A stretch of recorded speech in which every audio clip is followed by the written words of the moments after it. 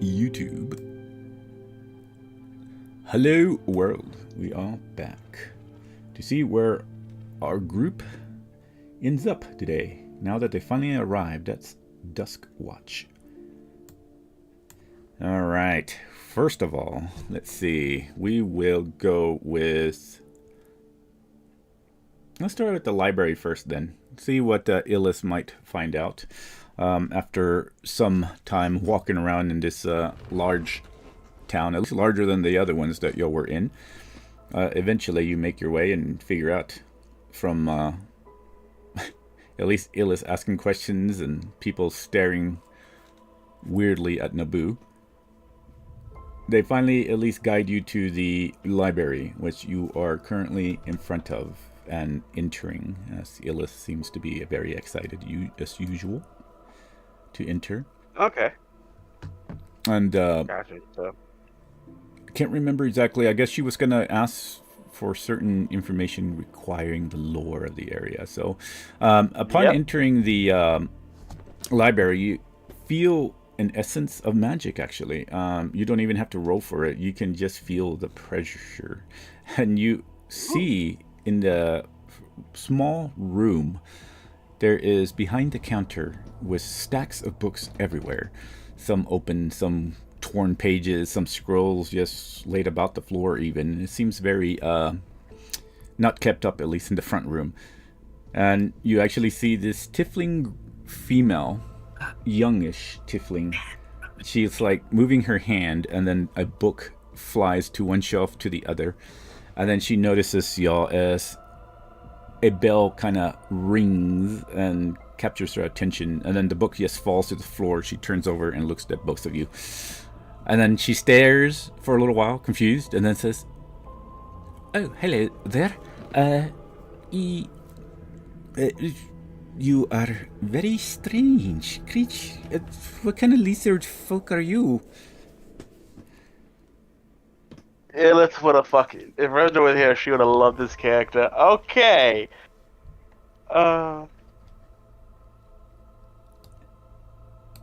Okay. So, this is. How would she? She's like, oh well, I am a Saurian. And she immediately picks up a book and starts writing down the name. "Oh, yes, how do you spell that?" She spelled it out. And she just writes it. You see her writing in a book. "Saurians.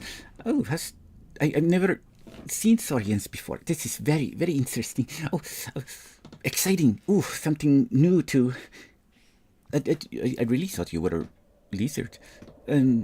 That's a big snake Saurian. Hello, big snake Saurian."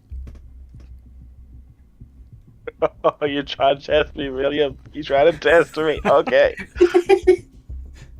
Okay, so Nobu just looks at her. She amused. She just squints her eyes and gives him a nice big smile and grin with two teeth kind of poking out of her top lip. And she is like, "So what can I help you with? I haven't had very many visitors here." Yes, we are looking for books about like the history and lore of the surrounding areas. Oh, there's lots of books and lore surrounding areas. Anything in particular? Anything on the Dark Tower? She looks at you wide-eyed. "Ooh, the Dark Tower. Oh, that's like everybody's favorite thing to talk about here every now and then. It's aside from the Deadwoods Glades.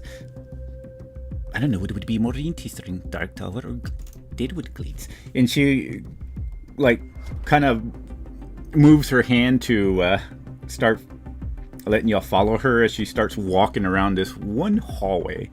But Naboo, it's pretty... Well, it's humanoid size, but depending on your size, I don't know if you have a way to slink in there. I know you say you can kind of morph your body. Is it? God damn it! Gotta pull it up.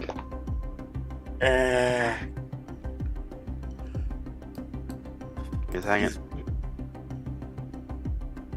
This music Alright. sounds suspenseful. What's going on here? Let's go with this Where music. is my raise? Slow music. That way we can. Yeah, you see, Put you Bucky got to me. I was sleep. looking at Saurians for a second, really. You caught me.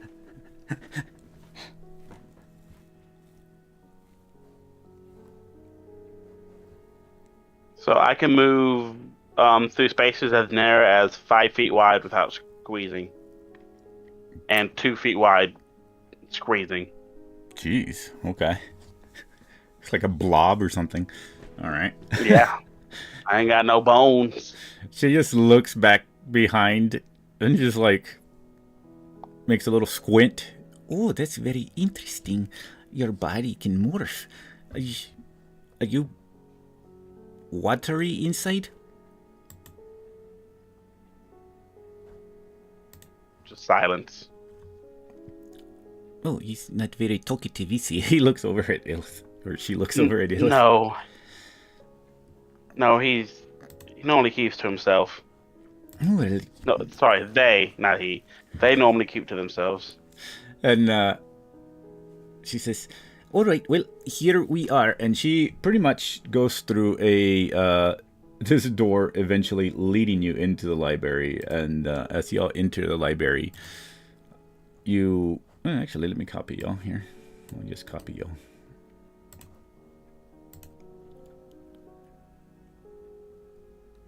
And put y'all in here.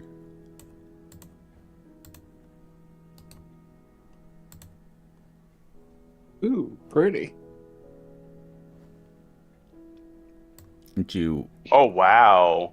she walks in here and she says, well, this is the library of Duskwatch. I am the new archivist here, but I've only been here for maybe 5 years, but I've been reading a lot of books here, and I can take you to whatever section. I guess you want it, Dark Tower. And she will walk over to this section, and then she pulls up a couple of books and puts them on the reading tables for you. And she says, I think this You gotta is... give me control of Ella. Oh. Miss Ilith. Controlled by Nobu. Boom. There we go.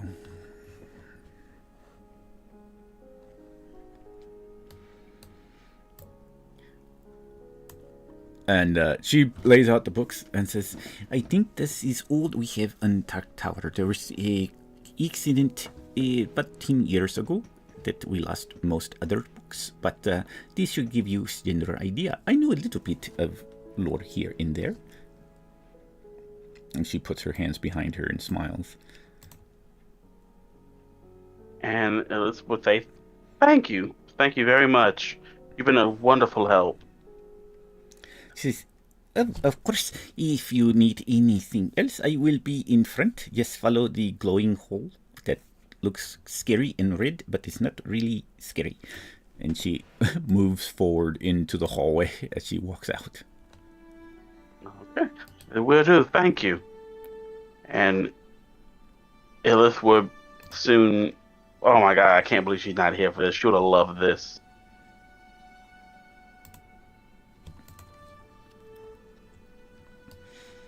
And she would start going through everything she possibly can and looking up all the information we need. Okay. So, she is not here. In that case, we're going to do this.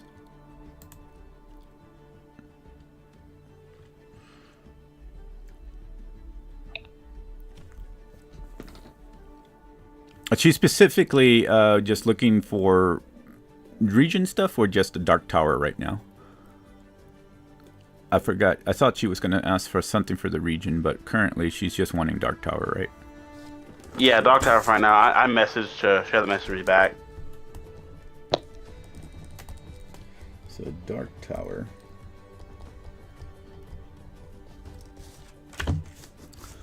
Just so I know which ones.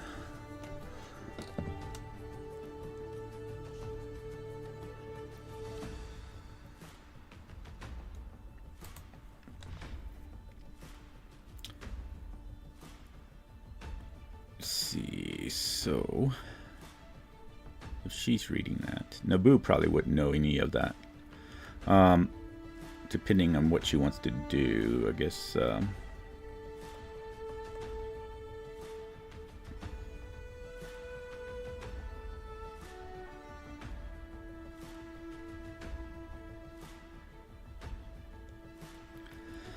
So if she was reading, most of the information she would take is that, yes, the Dark Tower is an ancient and partially ruined fortress. A lot of people believe that that region of Colville is cursed. But the reason behind the curse is because there was a necromancer years ago. This is like over hundreds of years ago, that had tried to use the powers. And possibly even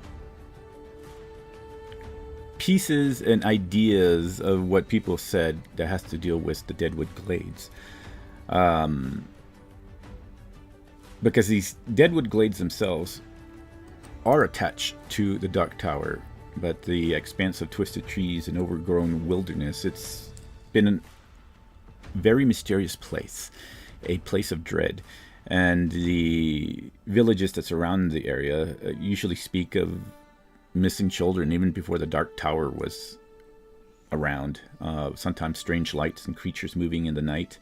And it's considered one of the most dangerous and mysterious sites in South Angoria. And the tower itself used to stand pretty tall. And despite the thousands of years that it was already passing for it before this necromancer took place. It wasn't until after the necromancer and the heroes who defeated the necromancer that the crumbling of the top part of it eventually fell in and covered all and mostly destroyed the floors that reached to the top of it. Though the upper structure still contains some shattered battlements and crumbling stairs. Rumors from at least whatever adventurers have gone there have stated that really there's no use in trying to traverse up into the upper floors anymore. Nothing really left beyond the current information that they had upon the adventurers about 6 months ago who entered the tower to defeat a different necromancer who was using devils to capture children or kidnap people. And many of them tied it to Anam, who was trying to open portals, possibly.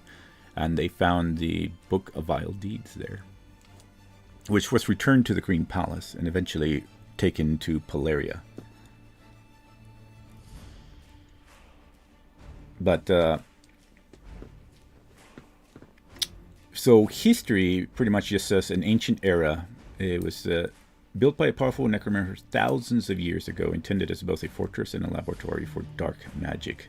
This would probably be the first person who created the tower. And there's been multiple necromancers. For some reason, it has some pull for necromancers. They seem to be drawn to it. But this necromancer wanted to aim to become a lich, and he was eventually slain before completing his transformation. But the work, however, never left. It pretty much just scarred the land. They said that there are ley lines, and this area particularly is a nexus. This is why the tower stands between this intersection of magical ley lines. And possibly people have now, you see new notes on this book Illith that's reading, says that this awakening of what this withered one has been doing, it could possibly help him manipulate the area to potentially open new portals. This is the new information that has been gathered. That's put in a different page and parchment of paper, not really written into the book. But yeah, the other section just pretty much just says about the demon incursion. So it wasn't devils, it was demons.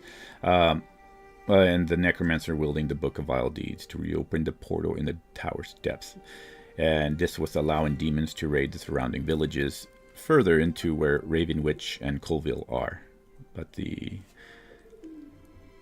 others just pretty much, as she reads on, says about the Deadwood Glades. Some believe that it's fey corrupted and enhanced because of the tower's lingering necromantic residue. This fey corruption is what pretty much falls under the Deadwood Glades. This is one of the rumors.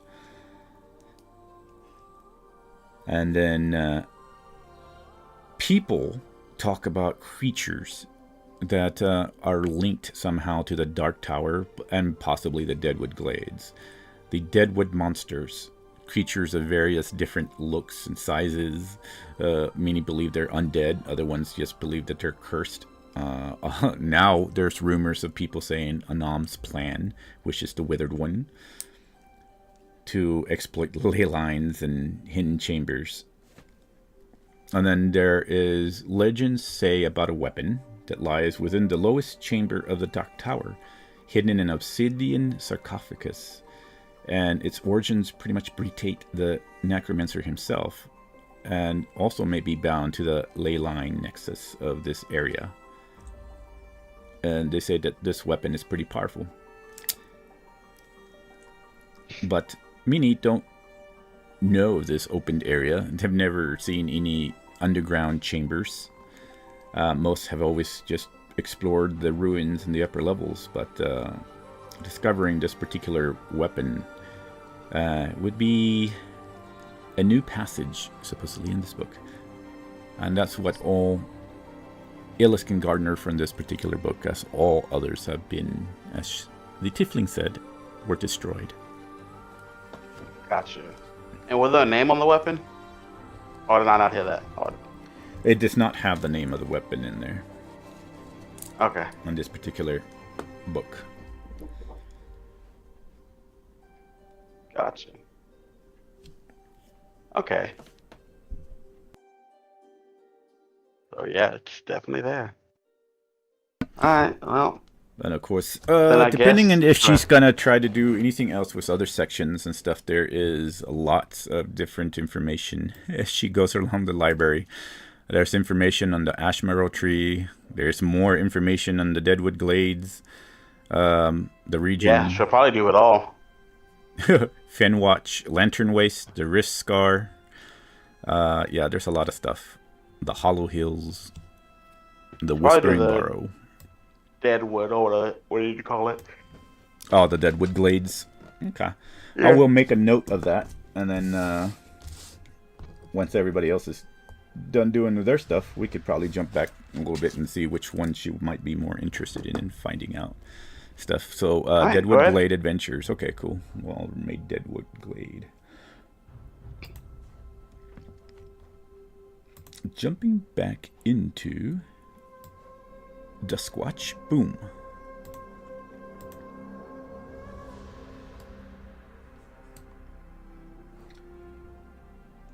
Let's zoom out. Alright, so now we jump to Aaron and Cassandra. I'm not really sure which church y'all are going to. I just kind of put you by Persephone's. I'm going to go to the biggest church to try and make a records request. Okay, well then, yeah, that would be the Persephone Church then. Alright. And Aaron, you were following Cassandra, correct? Yes, as a precaution to make sure that she at least tries to be a little bit more of a people person. Okay, excellent. Well, y'all enter, and this seems about almost 3 stories tall, maybe 4 stories. This particular church, possibly not one of the grander ones that Aaron has probably seen in other large cities. But considering that this is just a town, this is rather nice. And as y'all walk in, y'all hear the echoes of your footsteps ringing into the entrance area, and then finally opening up into, I guess I'll copy y'all.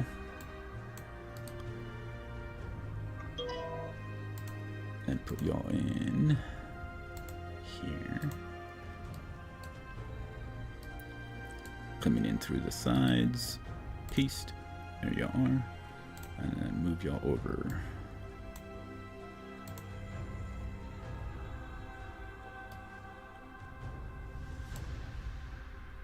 Jesus, this is pretty maps. So y'all walk in these large chambers.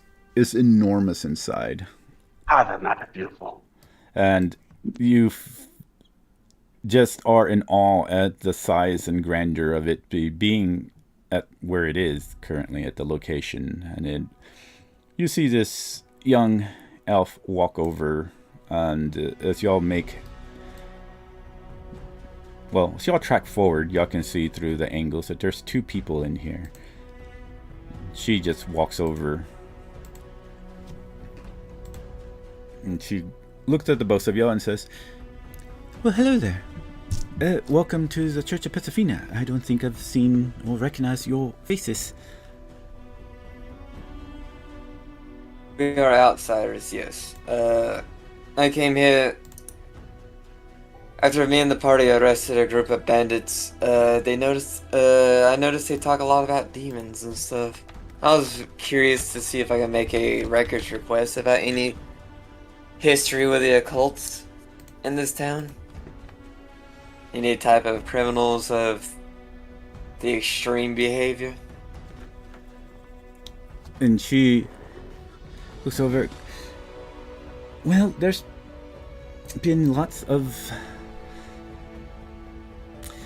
Over the years, we've had certain occults. We had the Gladewood cult for the longest time.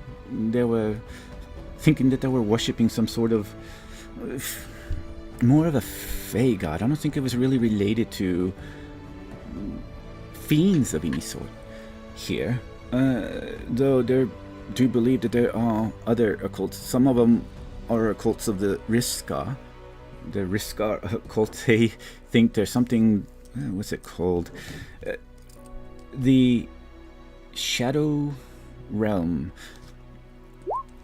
I'm not as versed as all the other ones here to study under the Grand Priestess. You might ask her. I could introduce you. She's actually not busy today. She's and she points over to the right of her, and you can see that there is somebody, seems to be just walking around, maybe polishing the grand orchestra.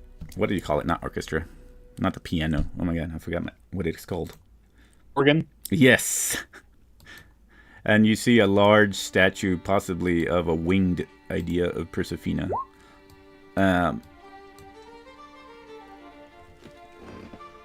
But yes, she looks over at everyone, or the both of y'all, and says, she probably has more information on many things dealing with the occult. That's who I learned from, and most of the other priestesses that come here and then move on. I'm currently the only one that's a novice here. Alright, Cassandra would just walk straight past her and then go straight to the Grand Priestess.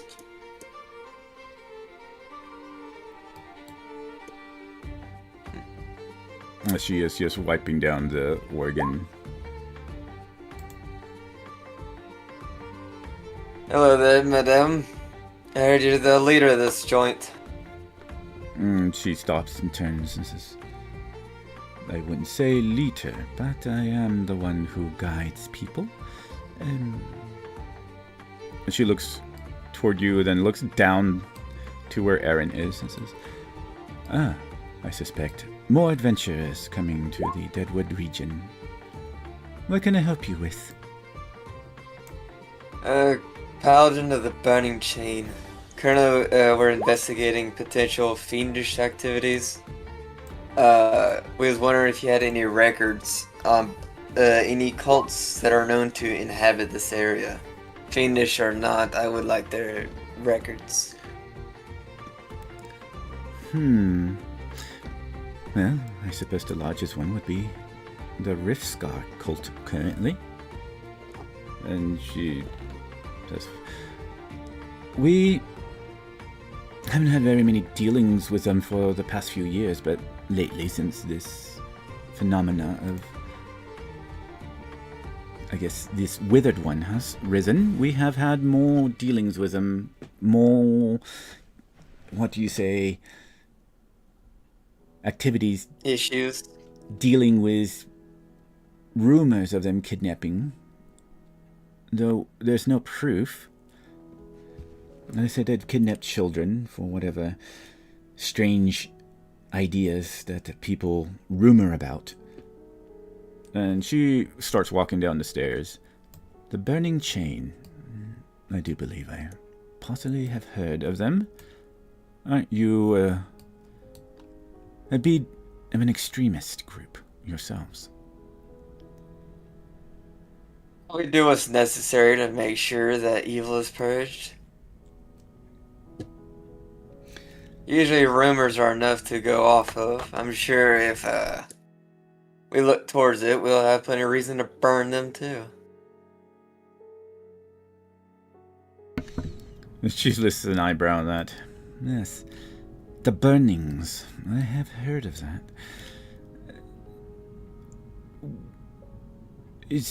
I haven't had any dealings with anything of the burning chain or any members this far out. What brings you here? As she keeps walking. I got sent out here by the headmaster. Think of them like the big boss. Currently, I'm under a mission, but that's as much as I'm willing to care to give you. I suppose you're dealing also with this new rise of the Withered One. It seems that we've had a lot of adventurers begin to traverse this area. It's been quiet for a few years. And then suddenly the rumors of Polaria falling to undead and the rumors of the dead actually walking. She looks about. I've sensed some sort of presence myself. So I guess it's not a surprise that we get even the extremists out here in the middle of the grasslands. And she looks over at... Yeah. She looks over at Aaron. Is Aaron... Let's see. I can't remember. Does Aaron doesn't give off like undead stuff, right? He's a dampier, but... No. Okay. The closest that he gives off to looking undead is the slight glow because of how tired he looks. Like the slight glow of his eyes. Okay. So any kind of divination or anything like that to figure out if he's like a fiend or undead or anything wouldn't mark anything, correct? Correct. Okay. Unless I'm reading that wrong, let me double check. Yeah, dead peers don't count as undead. Yeah. Okay. Yeah, I didn't think so. Well, to be fair, whenever the righteous stand by and do nothing, someone actually has to pull some weight. But either way, if you have any solid copies of information on them, I would like to take those off your hands and look over them myself. Yes, of course. I do wonder, though, which righteousness do you speak of, though? I know that if there's demons rising, there are always heroes, paladins, knights, bronze warriors, dragons warriors. They have always risen to the challenge. Yeah, but still, things could always get out of hand, and even the heroes may die. This is true. And she walks over to the elf girl and hands her some keys. Why don't you be a dear? Go to the archive rooms and you will find a few scrolls at the A1 marker. And I will be explaining about the different cults we have here. Grab the ones with the Rift Scar cult. They're the ones that have recently given us more problems, especially to the east and near the Deadwood Glades. I don't think the Deadwood cult is much too bothersome. I don't think you would. She looks over at Cassandra. I don't think you would be interesting with them. They're not much of a problem compared to the Riskar cult. If there's corruption that needs to be burned, no matter how little or how big, I'm sure I'll put them to the stake. Oh, well, I think they, most of them, younger adults, not really needing to be burned at the stake per se, however you refer to it. She looks over at you. Forgive corruption, it only induces rot. Yes, but if you can stop the rot before it is spreads, it does not need to usually be too extreme in the ideas of at least burning people at the stake. Now, I will give you the ideas for maybe purging, but in a softer way, where we can actually teach. And everyone always deserves a second chance. Cassandra kind of just tries not to laugh. With how much I've seen, it is very clear that you've never been out in the field. Well, I know your ideas and assumptions might just show into the idea of reading by a book cover, let's say. As many people say, don't judge a book by its book cover. No, I have been out in many dangerous areas before, but at the same time I have turned many that were following the road of sin or a path to the Nine Hells. And now they actually live good lives. In fact, I've had many who have come here and been taught by me. Persephina in her wisdom. They must learn. There must be darkness before there's an idea of what light could be. But if you burn that darkness without showing them the light, well, there's never a chance for them to be able to redeem themselves. You might just be working for the devils and sending souls to be devoured. And she gives the keys to the elf, and she nods, and she just a Riskar information, please. And she runs off, disappearing into other chambers. I say many people will get the chance of redemption only to spit it in his face and cause more harm.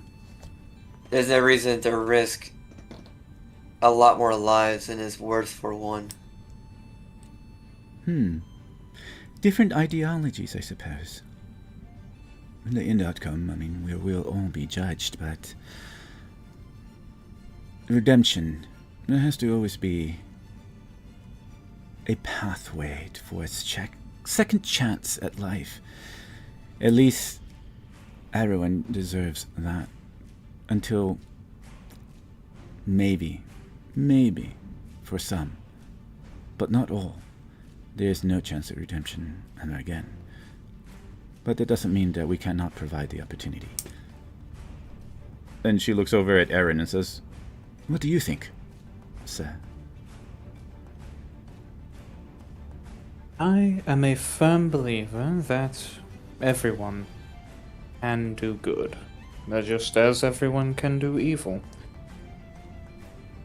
It is just a matter of teaching them which is better for them. Ah, yes, and therein lies the information that we need. Giving people knowledge and the will to choose what they want. However, we always try to persuade to betterment of mortals. You know, even in death, I've heard now that, I've worked and gathered some with the section of followers of Persephina who will actually bring creatures back. Well, let's just say bones. They might be considered necromancers, But even necromancers follow Persephina, but they turn what would be thought of as more of a darker side of magic into something that is renewed, changed, given purpose to help innocents, to possibly move forward into justice. Perhaps creatures that died in the service of evil are now used in the service of good. Though, when it comes to necromancy, I don't really much care. As long as it doesn't kill innocent blood, it may thrive, but the moment it does, it may burn as well. We have a wizard in the party who is such a necromancer, and I so welcome to fight beside him. yeah, well then, at least you don't see completely in black and white. You can at least have some chance of opening your mind and seeing that there is a gray. And then One personal question for you, though. Whenever you're giving someone redemption, and the person under you just kills another innocent, where does the blood fall onto whose hands? it falls on the one who knows the knowledge. Just because I give someone a second chance and explain to them the knowledge, they are now responsible. So whoever should be, let's say, bathed in the waters of Persephina and say that they have gathered this knowledge and new life and rebirth into the ideas of following the path of Persephina, should they go behind her and revert to some sort of violence and evil, it still falls upon them.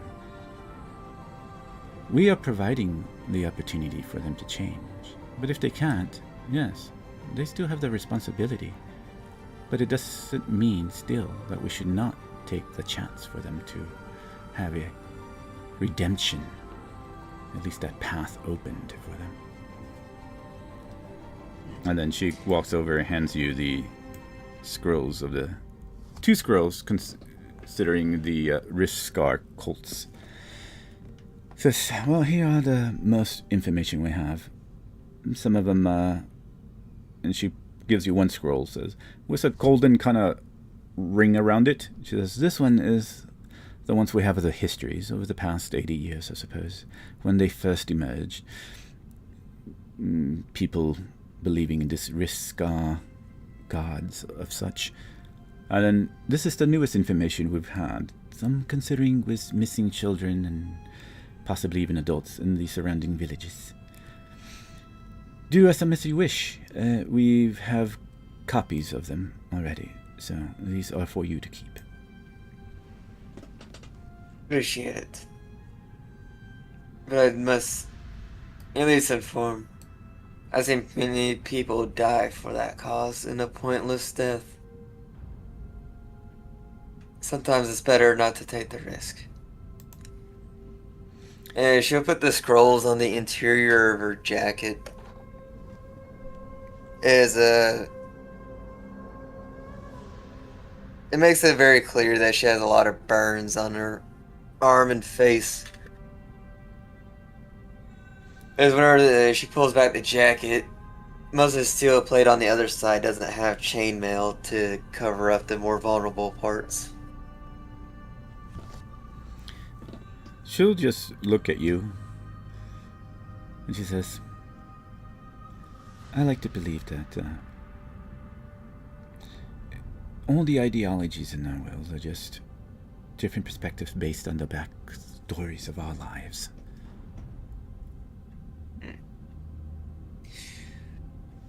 Well, you're not insufferable as some of the other churches I've encountered. This was a nice chat. I'll give you that. Well, And Cassandra's heading her way out. As she turns, she says, well, Persephina is open to all conversations. She is the great goddess of Solare, after all. But please, feel free. Perhaps we can discuss more and I can give you a different perspective of things. Different paths. It's always nice to have open mind and new opportunities. And she will start walking forward. And she looks over at Aaron, nods at Aaron. And how about you, sir? Did you have any questions? None that... Ma'am, thank you for taking time out of your busy day for us. I think you I broke will up a sort little of- bit on the first, but I think you didn't. I think I got the idea of it. Your voice became a robotic. I don't know if that's on my side or yours.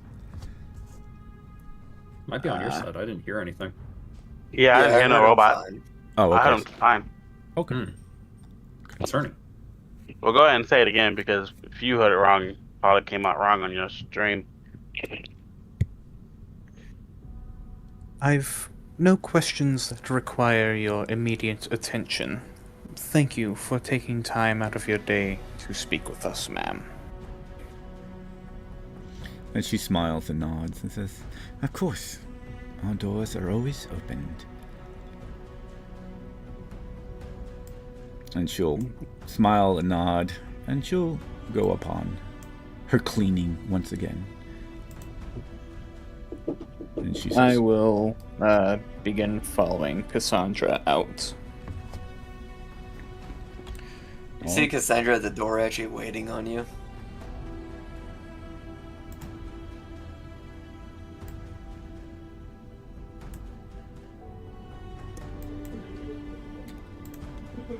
All right. In that case, y'all waiting, unless Cassandra needed to converse anything else with Aaron?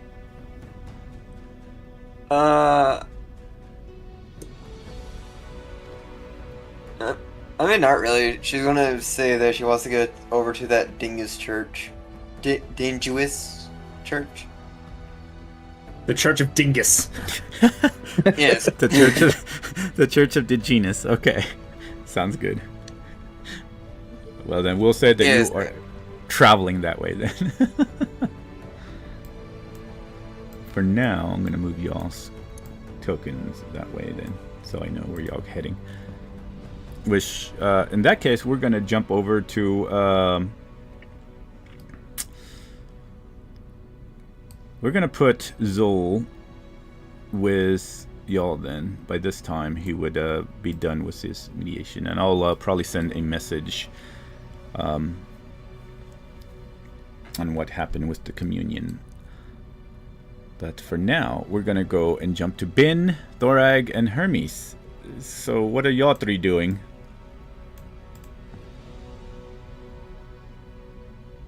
Drink, drink, drink, drink. I'm following around Thorag at the moment. But if I spot the Church of Persephone, I'll be interested. First we'd visit the churches, just kind of a brief look around, and if our probably only if because I imagine Ben Gard and I have kind of had a couple of discussions of religion before. We would kind of talk off the ear of Hermes if he even says a single question. Yeah. It's like, oh, what's this? And then 2 hours later. All right, well then I'm going to copy y'all and put y'all, since that would probably be the biggest church currently, is the Church of Persephone. We'll go back in there.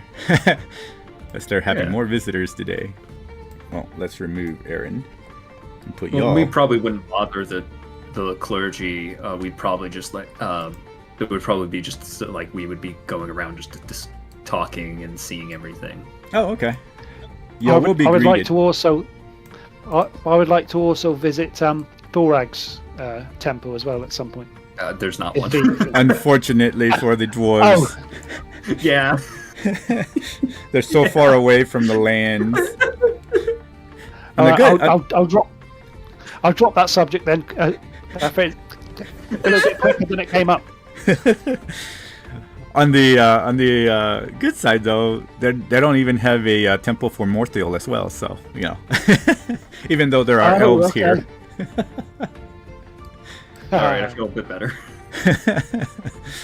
It seems that the humans and other, though weirdly enough, L'Oreal is an elf goddess though. So they do have a temple for that one, but at least not the great god Morthil. But this, as y'all do enter the Church of Persefina, even for Ben, considering the location and seeing the grandeur of the inside of it, it is interesting for the location being a town compared to a city. This is a grand church. It could be comparable to some of the, not as large, but comparable to some of the larger ones that you would see in like Polaria or Green Palace or any of the large cities. And you see this elf come over and greet y'all. And she says, "Oh, hello. Welcome to the Church of Persefina. We more visitors today." And she'll look at Ben, and immediately it's like, "Oh, a follower of Persefina. Hello." Hello there. What? So what actually gave it away? How did you know? It says, "Oh, I thought you don't wear the. I thought you wore your symbols outside on the." It's on his rod, but she might not spot it instantly. Roll a perception check. Yeah, she needs to check that. It's not obvious on him. Oh, But it's on okay. You his want her rod. to look for your rod?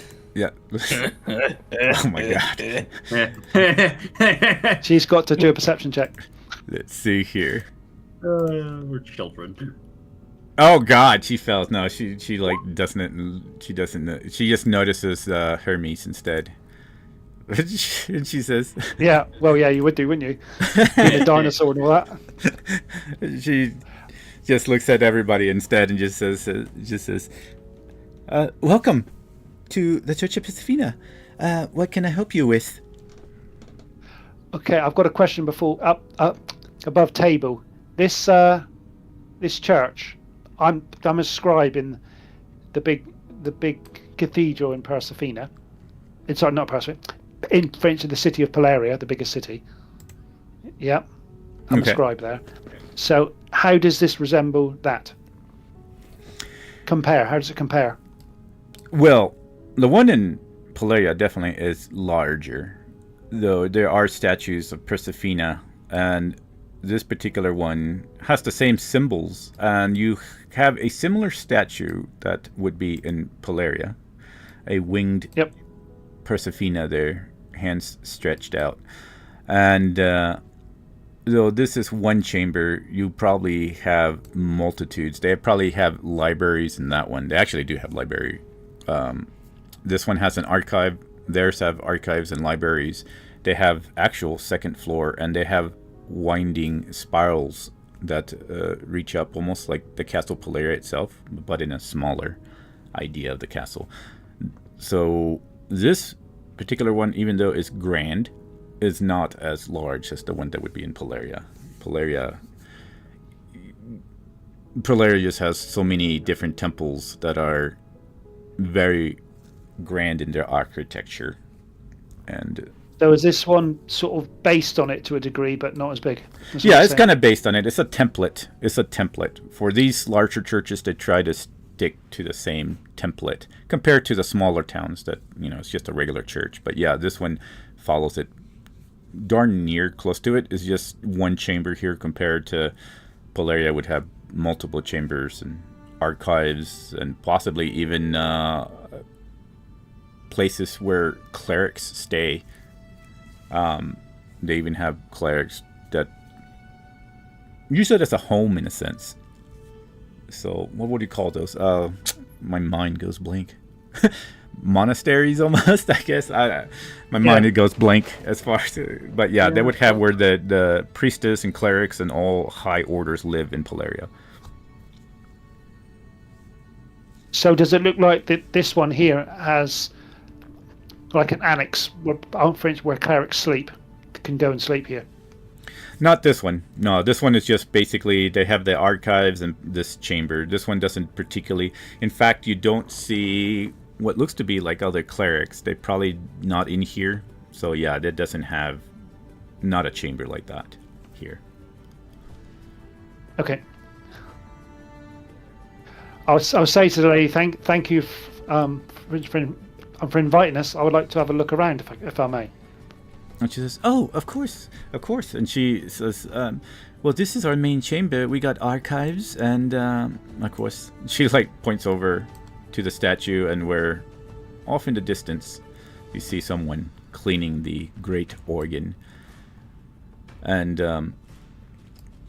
she looks over and she says, "Anything in particular that you are interested in?"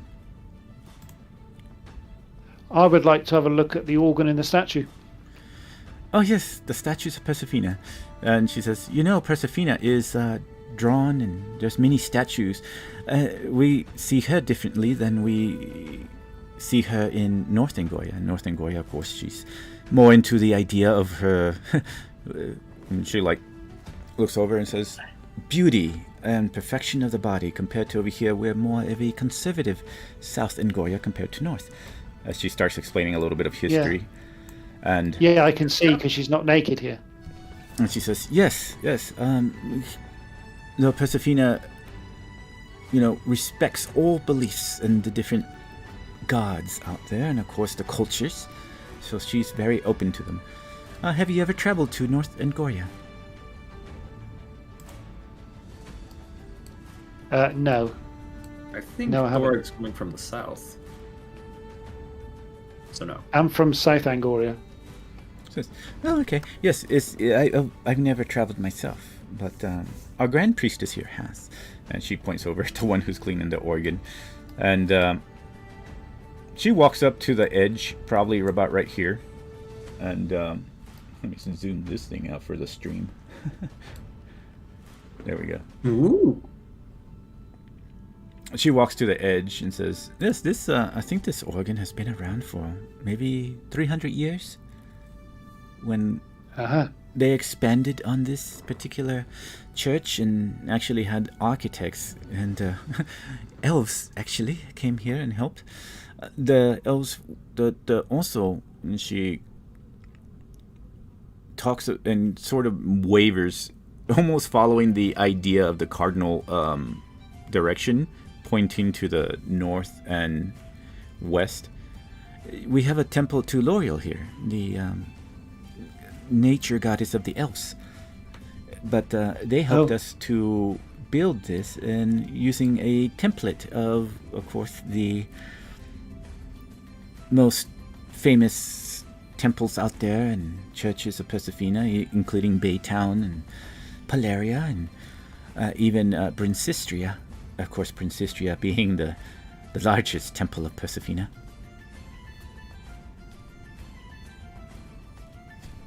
Oh, I can't actually move my character, by the way.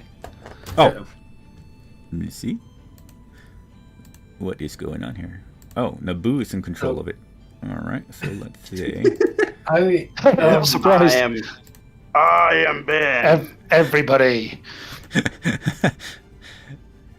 I guess Thorag should be in control of his, and then Hermes. You doubt my power, you I got mine. mortals. Hermes would probably walk out of the cathedral and just wait outside for the other two. Okay. Thorag would stop him, take out a mug with his magical keg of Drovenier. I was like, "Here, you sort ahead of me here." Fair enough. So you don't get bored. That's better than standing ground. Thorag's the homie. Yeah. Good day, my lady. And you see her. "Oh, hello there. More visitors. We are always open doors for everyone." And She's allowed to make a perception check if she wants. let's see what she makes. I know her stats, but I haven't put them into D&D Beyond, so we'll roll this first. Oh, she got a 20. Natural 20. Damn.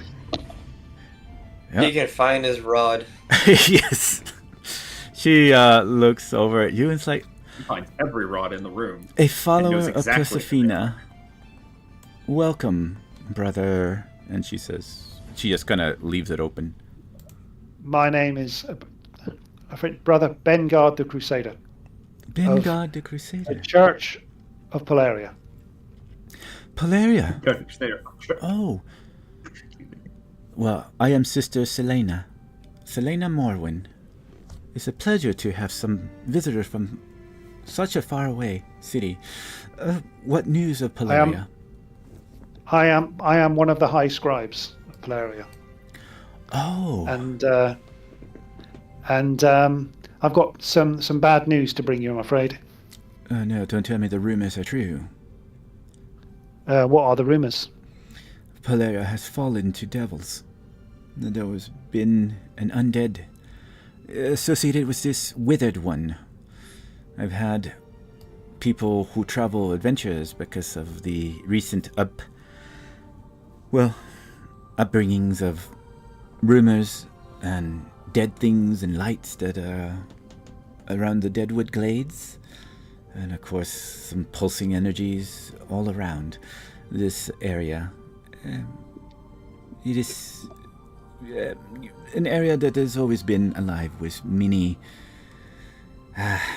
what can I say, magical and mysterious ways here. Well, the actual city of Polaria has been partially destroyed or taken over by the undead, and now you've told me the demons. A lot of our flock, if you like, have been killed in Polaria, and I was one of the few to get out alive from the city.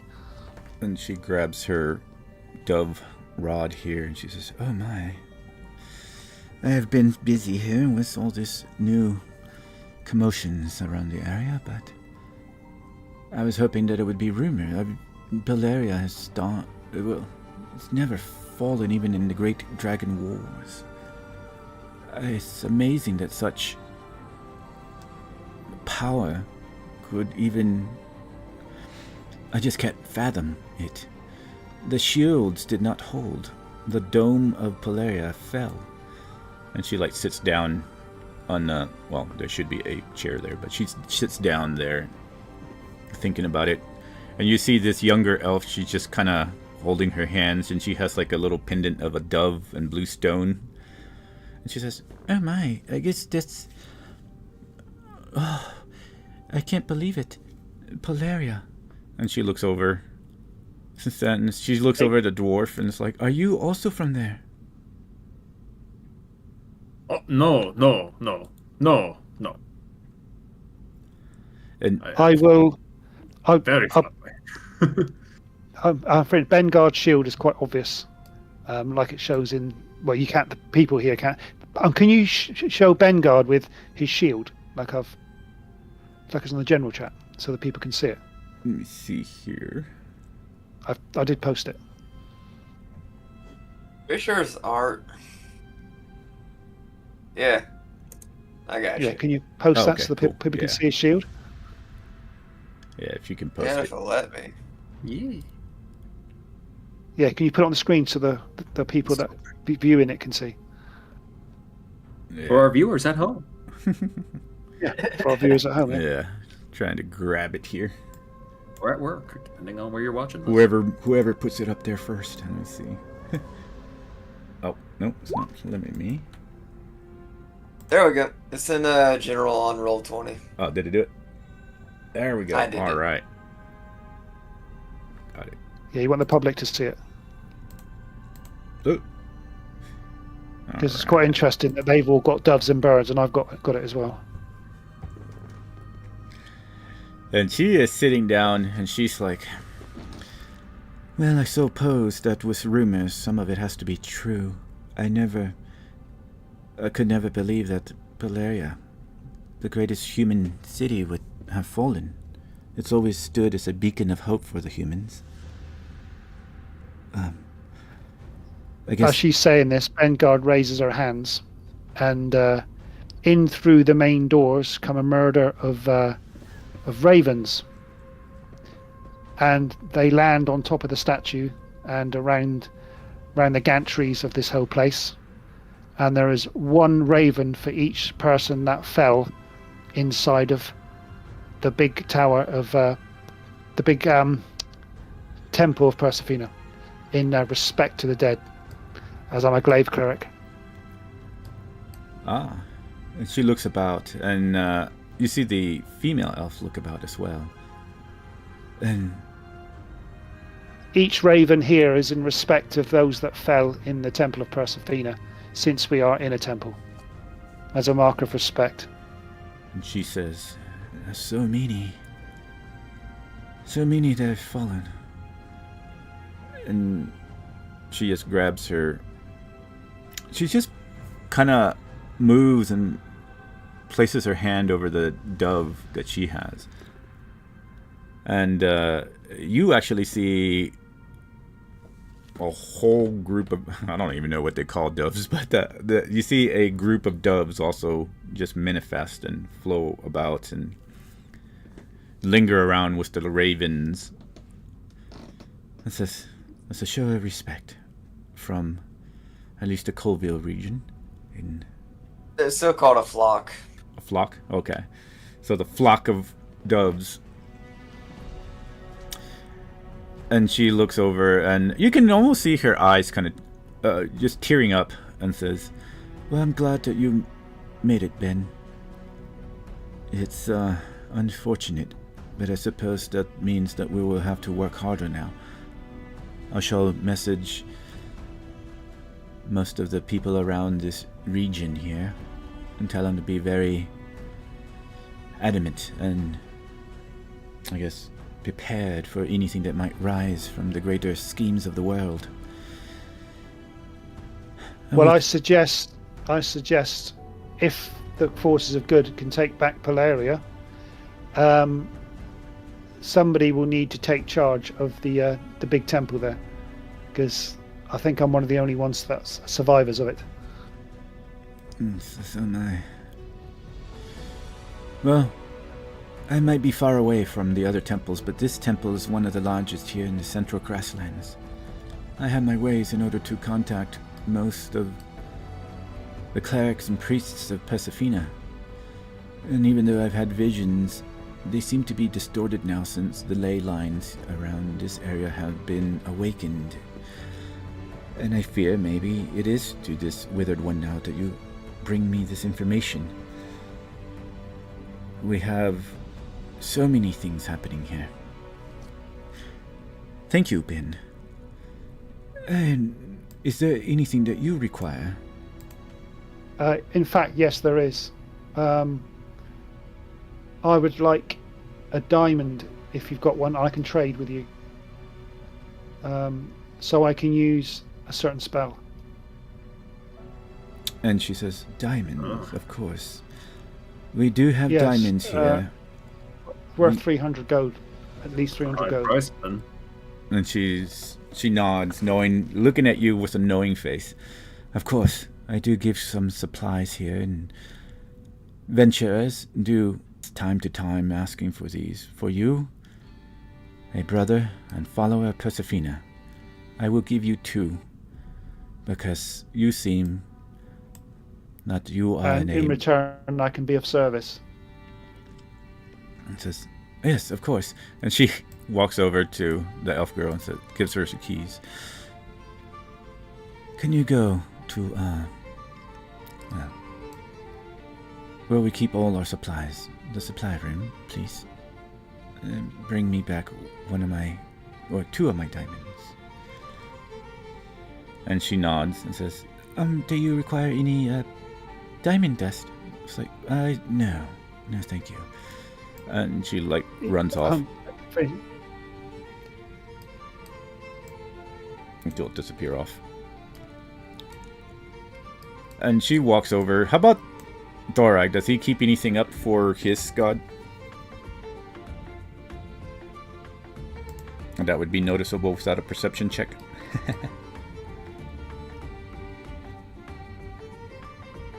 Oh, I don't know if you're muted or not. Or is he, if he's here? Who?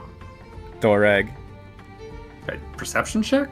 Oh yeah, I was just wondering if you keep anything that shows the emblem of your god that's easily viewable. Yeah.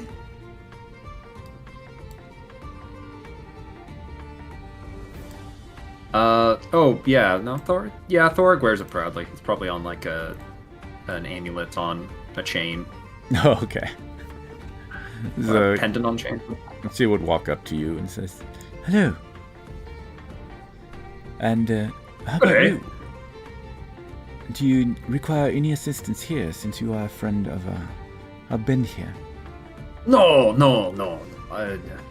Originally, I was just coming to see the church and fellow place of worship and pay respects to the gods here. Oh, I'm well, on a pilgrimage, so bit excellent. of good works, bit of discovery for myself, all of that good stuff. Oh, it's always good to have discovery. She said, Hey. I recently had 2 visitors. One of them was a female. Interesting person. Some order of the Burning Chain. I have heard of them, but I consider them rather extremists. There's another one. Well, another one? Well, I think there was only one person. She was being followed by a friend of hers, I suppose. Oh no. I described Cassandra. I forget what exactly Cassandra looks like. Okay. Well, as you describe her, she'll say, Okay. maybe that one, yes. Oh, okay. I was a little worried one of her associates was here.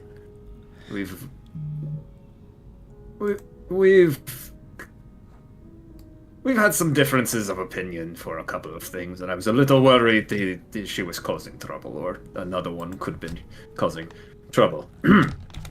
Pardon me. And she said, she is rather, interesting. Very set in her ways, isn't she?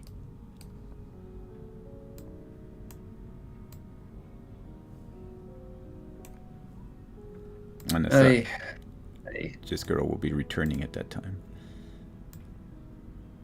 Very, very invested in her beliefs.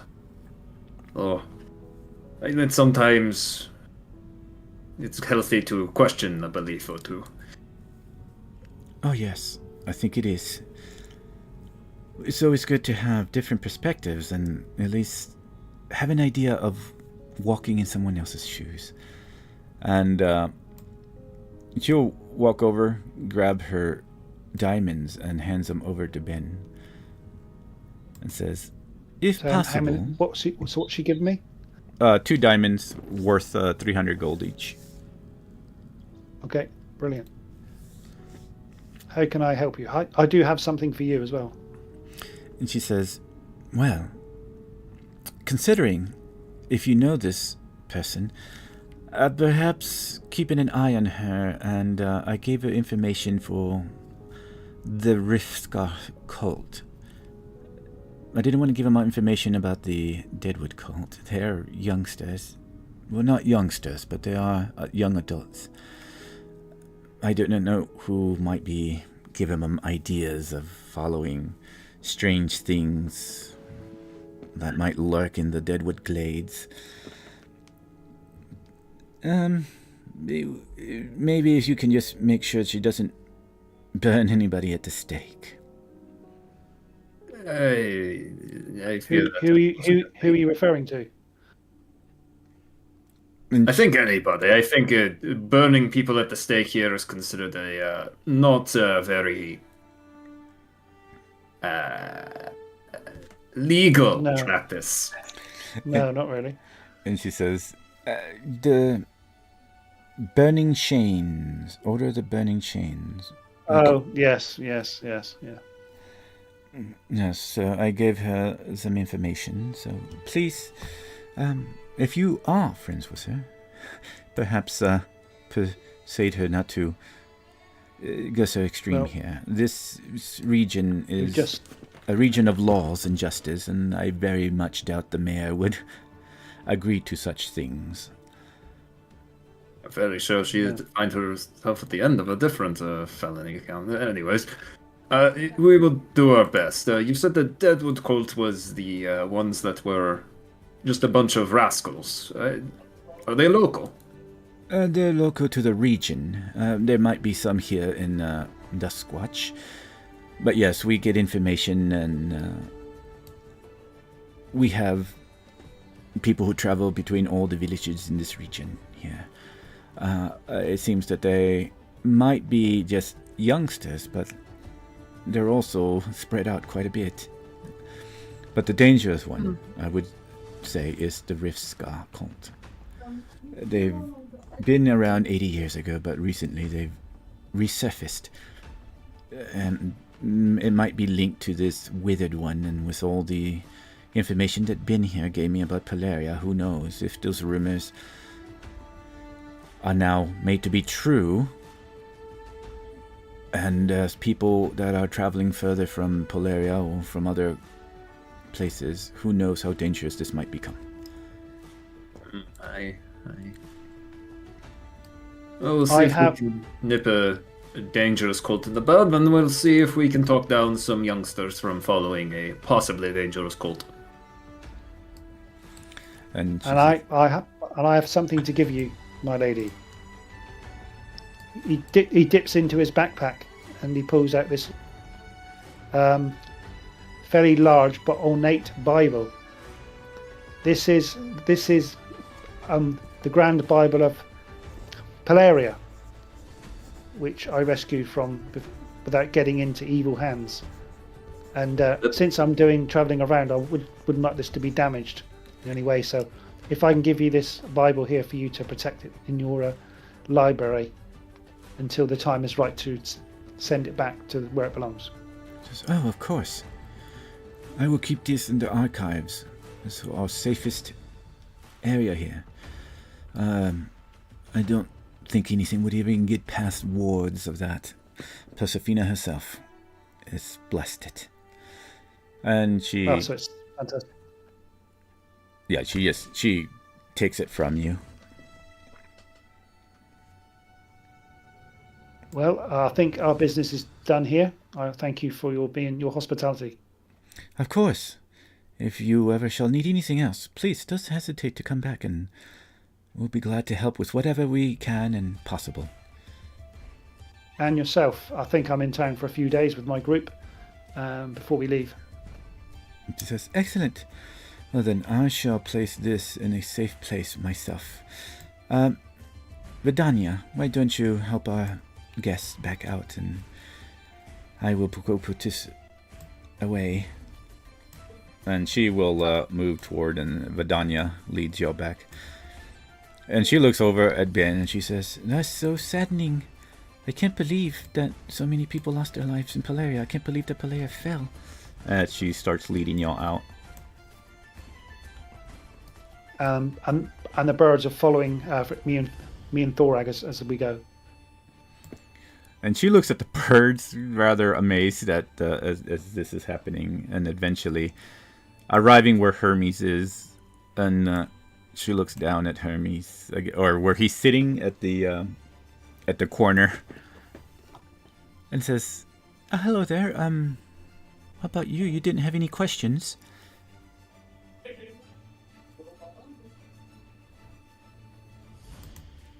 Oh, Hermes? Tracker? Oh, sorry. I was reading something. Sorry, what? I was reading. Oh, no. Reading and playing with my darts. She just said, it's like, if you had any questions. It's like, "Hello, sir. Did you have any questions?" Come in. I would kind of just slightly shake my head, take a sip of the ale, and look at Thorag and Ben. Not very entertained by being in place of holy stature. Bringing you to a large church may have been a bit of an little uncomfortable for you. First time to our church? This is your first time to our church. Yeah. Oh, Well, we can go now if you want to. hey. Enough of all this glum and grim business. Let's go and enjoy ourselves after a very, very long journey. Where's your next Yeah. friends? All right. So the three of us walk out the doors with a murder of ravens following, and as they go out, they fly into the sky. And I was they hoping you wait said that. for further Although they let instructions. us in the bar with that. Yeah, they fly off onto the trees and everything, waiting for further instructions. As And y'all- one of them sits on my shoulders for just in case I need instructions. So there's a raven on my shoulder, like it shows in the picture. And Or tries to feed it a cracker or something. yeah, a lot of people just like scurry about and look over. Has all these ravens just spread everywhere. And most of the it's a pretty busy square from where y'all walk out. People doing their shopping and moving about, and you see little kids just kind of point up at the murder of ravens, just scurrying into trees and such. All right. And after that, what is the next destination for Yatri? Bar hopping. Bar hopping. Yeah. Okay. Follow Thora. All I right. would say it would be bar hopping, and part of it would be like just sampling the local brews, having a good time. But Thorg would keep an ear out for any of the ne'er-do-wells who have gotten into the cult, like anyone talking about it in the bar and that sort of thing. Well, since you are in this Stopping part by, of town, y'all will see the first ones are these two right here, inns and taverns. And like I said, the other one was way over here when y'all first came in. Maybe if you have good eyesight, you might be able to see the brewery over here. Ooh.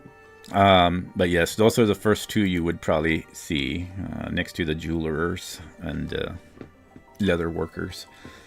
Where could I spot a general store anywhere nearby? Oh yes, the general store is... Where did I put that thing? Actually, I think it's right next to y'all, actually. I imagine we see it and you bring it up. It's like, oh yes, let's grab our supplies while we have clear heads. Let's not make any rash purchases while inebriated. Yeah, the Ember Shop is right there, actually right next to the Persephone's, well, across the large Amber Windway street. Okay. So I will put y'all... So y'all going to the general store then? I suppose so. Okay, cool. Unless you're going to taverns, doesn't matter. Y'all figure it We're out? going to the general store first. Okay. Yeah. And then we're going to jump back to Illith really quick, just to see what all she's learned, and then we'll jump back to Erin and Cassandra. And Hi. Zul is with them now. And all right, so Illith, back at the library. Oh yes, I'm Ellis, and I am a nerd. Nerd. Books. Books. Oh, I think I remember this. Murderer of Crows, Conspiracy of Ravens. Ooh, I think. Yeah, that's all right. Yeah. Yeah. Cool. Oh, let me see really quick.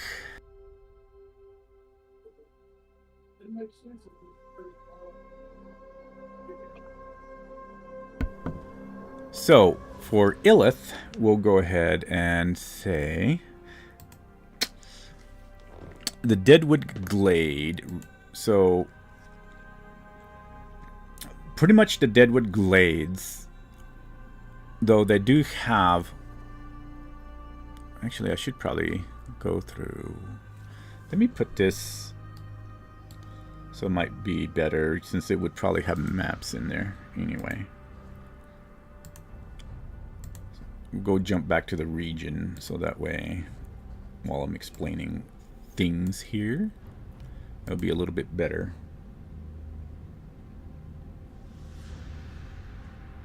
This is such a big map, it takes forever to load.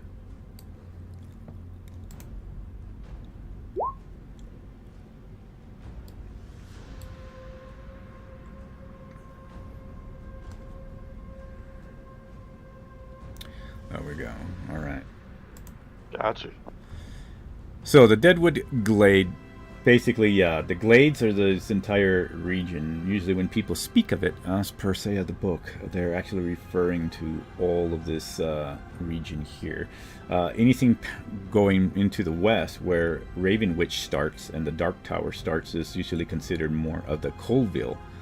Though Colville still has reign over this entire region, Duskwatch has recently been trying to separate and become their own sovereign seat of this region. So they don't have to travel over 300 miles to get other resources or pay taxes and such, and even have people from Colville coming over and collecting taxes when they're so far away. They don't know the current rules. So this basically goes beyond the, talking about the politics of the region and such. And then it starts going into explaining that the Deadwood, many consider them as far as lore that has been around predating any of the buildings, including the Dark Tower. They say that has been around for over maybe even the 10,000 years of the existence of the rebirth of Solare. And indeed that there are ley lines, and they believe that these ley lines are the causes of maybe this veil that goes into other realms of worlds. And with all the various things that happen, the most famous is adventures maybe 2 to 3 decades ago, of the disappearance of a female elf ranger that disappeared into the Deadwood Glades, and nobody ever found them.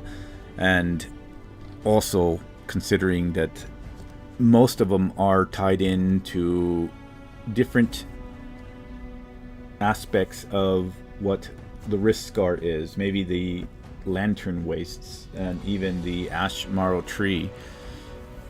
They say that all of them have to deal with some sort of tear and lingering existence of fey creatures, possibly, or it could be demons or fiends. Nobody really knows. It's just a mystery. But aside from the disappearance, the reason that there is the creation of Duskwatch is the last stand against any of the creatures that might linger out if they're ever awakened again. Creatures that have been talked about that existed thousands of years ago. And though there are adventurers who dare go into the Deadwood Glades, trying to cross and make it faster, it's not really faster to go into the Dark Tower, because the Dark Tower itself is surrounded by the Deadwood Glades. And the Thornwood Belt is one of the hardest parts of the Glades. It is very thick and almost like a wall that you have to slice through. There are certain paths that can lead you through, even if you follow the river, but it's quite a bit more northeast of the Dark Tower. But there is like marshes as well, and not very many normal common folk who travel into it, but there has been some adventurers, even maybe from the adventuring guild, who have traveled in there, but many have not returned, and some might return with some sort of maddening effect. And this is the purpose of Duskwatch, is to be the last stand and watch against any creatures that would break from it. There used to be a tower called the Fenwatch Keep that also was a sort of beacon to anything strange that might happen, and would signal the rest of Duskwatch by lighting lanterns, which would descend and keep lighting until it reached Duskwatch, and is located in the Crowfin March.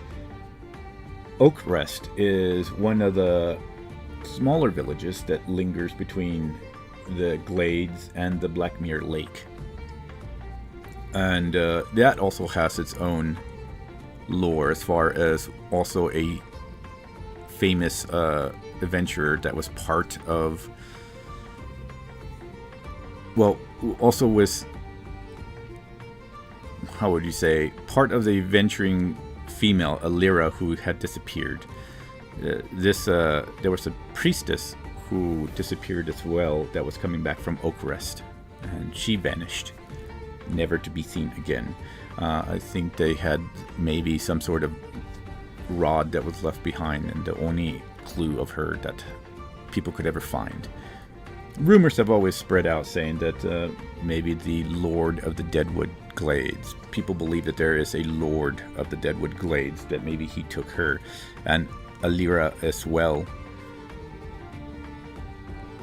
Aside from that, that's pretty much the general idea of the Deadwood Glades. Nobody really knows why it's so mysterious and haunted in that sense, unless adventurers can never really return. A lot of go in there, but none of them can make it back with information besides what's already known. Sorry. But yeah, it was Sister Fenya would be the book that it says that Sister Fenya would be one of the ones that disappeared from her march or trek back from Oakrest there, and the other one, of course, was Alira, the ranger, who also had disappeared. But those weren't actually trying to go into the they weren't actually trying to do any sort of investigations into it. But you might find a familiar name that when she's reading about the Deadwood Glades, and that it's Gregor Moliff of the Iron Reed Company. Alright, man. Is that all, Gregor? Yeah. Oh my god. She's gonna be so mad when she finds out she missed all of this. This is great. I love all of that.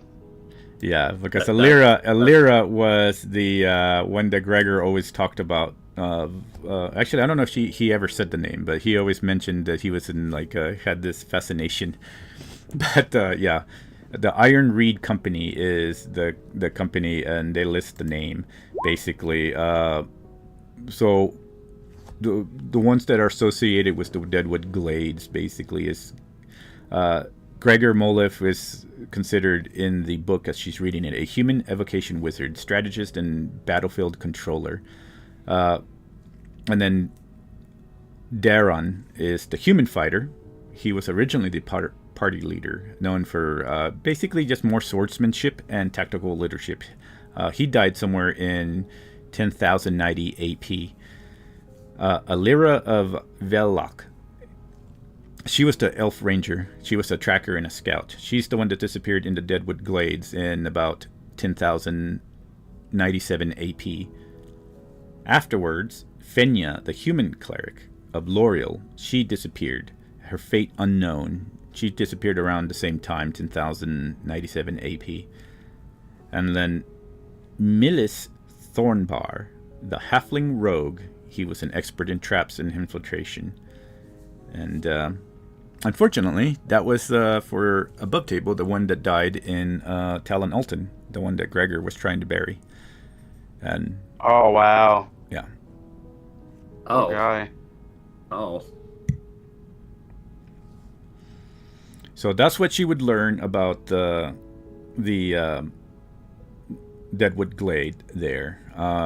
And of course, the decline of the most famous adventurers here were, the Iron Reed Company. But their decline after the Deadwood Glade is pretty much what the history is. Because after the key members and loss of Alira, it just pretty much caused moral collapse. And they quietly disbanded after 10,097 AP.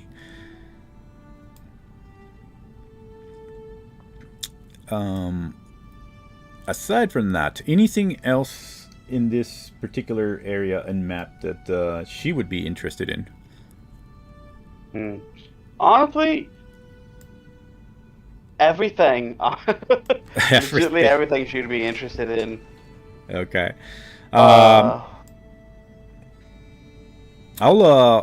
probably send her some links and stuff. That way she can have that too. Bet. And then Unless the group Okay, so wants you me do to that. go over the lore. I don't want to take too much time on lore if everybody has You don't some gotta time. do all yeah, that. Yeah, so because there's a lot of lore here.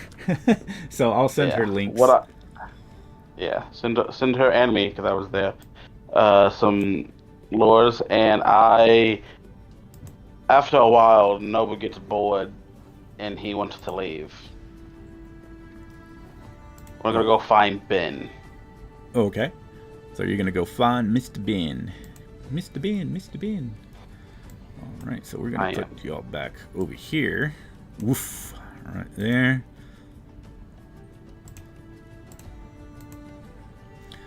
You got like a whole lore dump session right now. Alright, so we're gonna put y'all looking for Ben. Let's put y'all around here somewhere.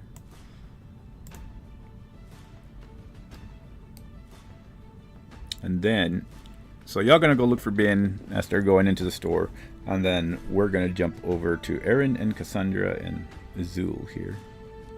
Azul's taking a nap probably. Don't worry, I have him pulled up. I can be the Zul.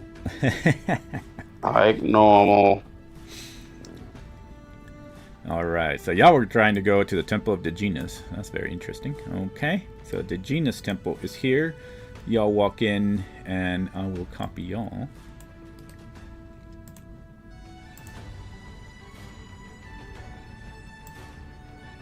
Oh, and Zul is decked out, and like his armor has, Persephina symbols on him. His grimoire has the symbol of Persephina. Like, one look at Ghoul and Persephina.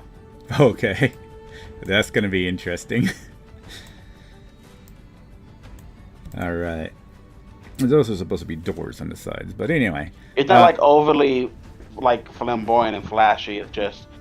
It's not like how Ben's rod is or whatever. He has it like on his chest piece and shoulder pieces, and then his grimoire. Actually, I think he said back piece. It's either on his chest or back. Well, in that case, yeah. So y'all gonna enter into these doors here. They're supposed to be doors, but as y'all enter, you see it's not quite as elegant as Persephina's temple was, and most of these windows, they're supposed to have the symbols of the flaming sword and different symbols and representation of what the genus is. Basically, lots of flames. My thought, please. So y'all walk in, and pretty much this is what you see. It's, aside from the windows not having the flames, there's supposed to be flames in the windows everywhere, and then this particular statue over here is supposed to be the genus and not that one, but can never get the drawings that I want. But aside from that, there's this particular gentleman up here who's, I can't move for some reason. Oh, that's bad when the DM can't move it. Yeah, there we go. Use the genus's power. The genus is with me. As he's just reading down on some books, some that are laid out in the dais there. And then he hears the footsteps, looks up, and stares at Cassandra. And then he will start making his way down the steps and walks forward. Goes, "Hello, welcome to the Church of the Genus." And he will look at Azul and says, "And what are you doing here?" Oh shit! It's on Not site. Azul or me? To Zul. Okay. Is there a problem with me being here? No, there's no problem, but I hardly get many followers of Persephina, especially those so extravagant. Well, I'm just here traveling along with my friend, and he points to Aaron. He looks at the three of y'all. All three of you are not friends. Acquaintances, but At as best. long as you want to fight by my side, I'll fight by his. Ah. Well, battle. The fires of battle can always use more help. What can I help you all with today? I wanted to check out to see what the Flame God's about. I'm with the Order of the Burning Chain, and we're quite known for our affinity with fire.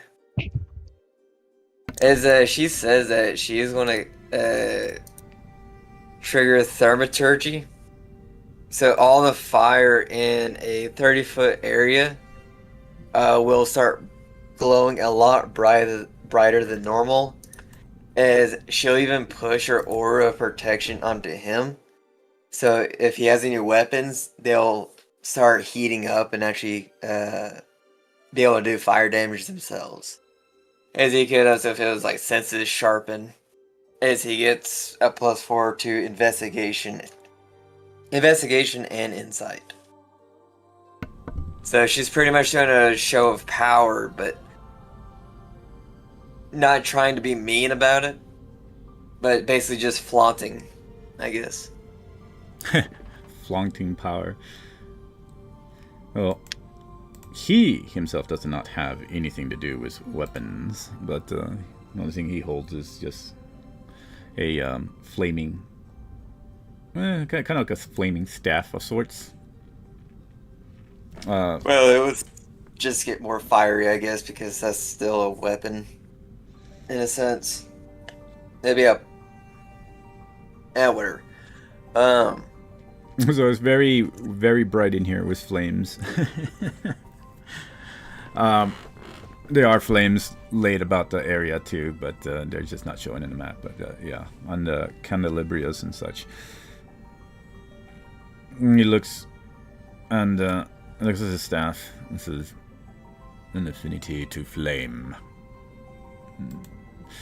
What all do you wish to know of the great god Diogenes, true ruler of Solare?"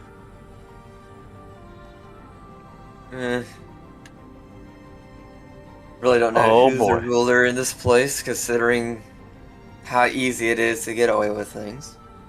And she's kind of throwing shade about how abyssal and infernal corruption happens so much that not really seem like a king if all the subjects are unruly.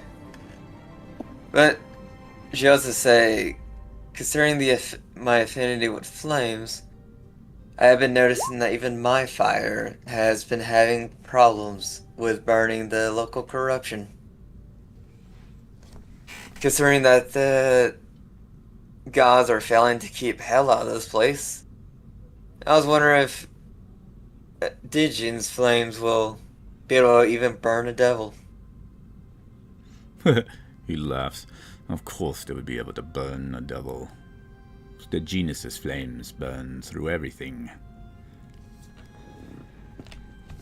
The kind of flame I am in pursuit for.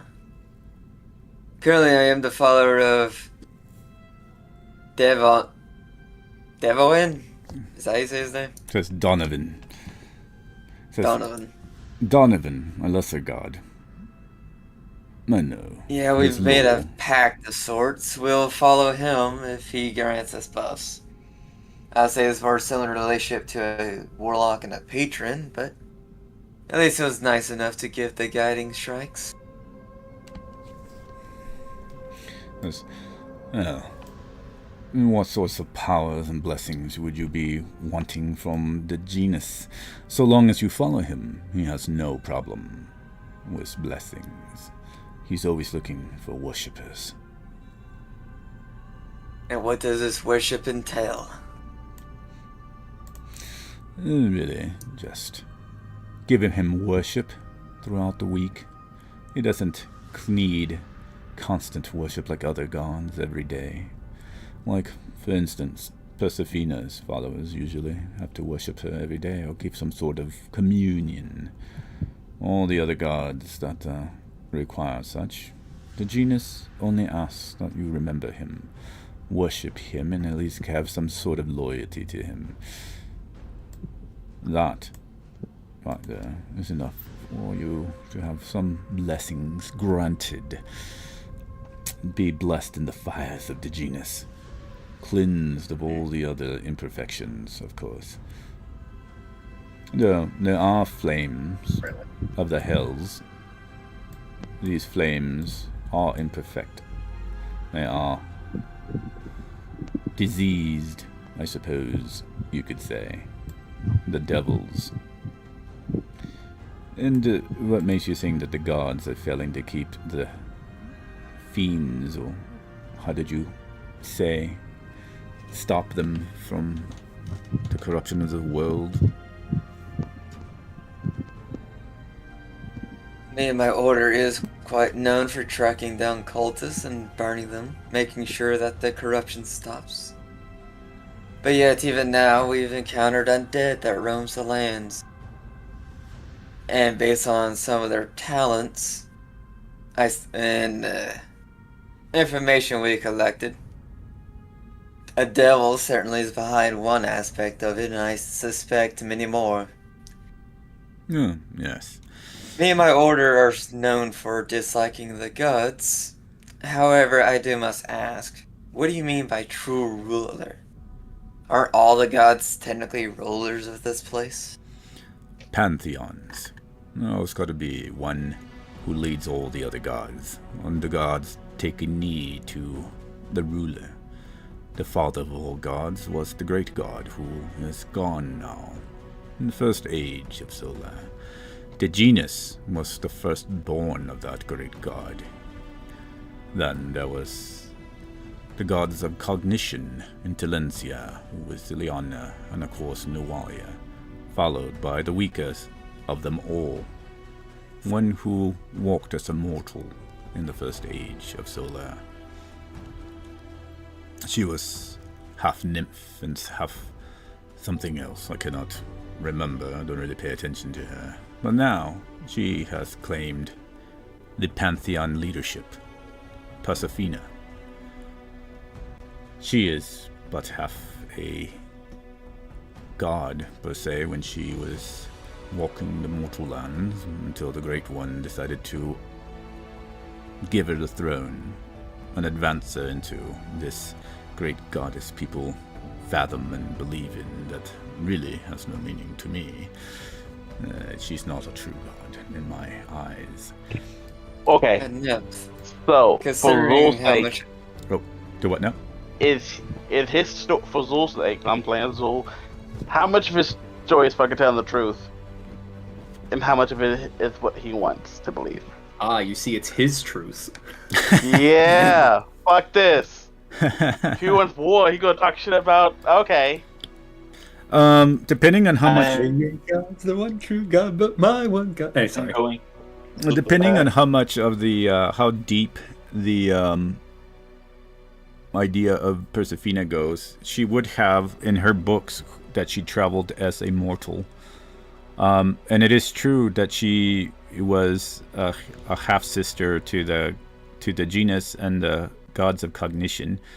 The genus is the oldest of the siblings, followed by Nualia, then Wisiliana, and Intelligentsia is the youngest. And then there is Persephina, who was just a half-god. So I guess, what do they call those? I guess, yeah, and she wasn't Demigod. really... Yeah, like a demigod sort of thing. But, yeah, Demigod. she was, she walked with the mortals, so that would be known and stuff. Everything else is by his perception that he's talking about. Is like he doesn't believe that she's like a true god and all this other stuff. History-wise, the genus has always challenged her and has always been pissed off at her for taking on, because she has a lot more followers than the genus, but the genus is pretty close.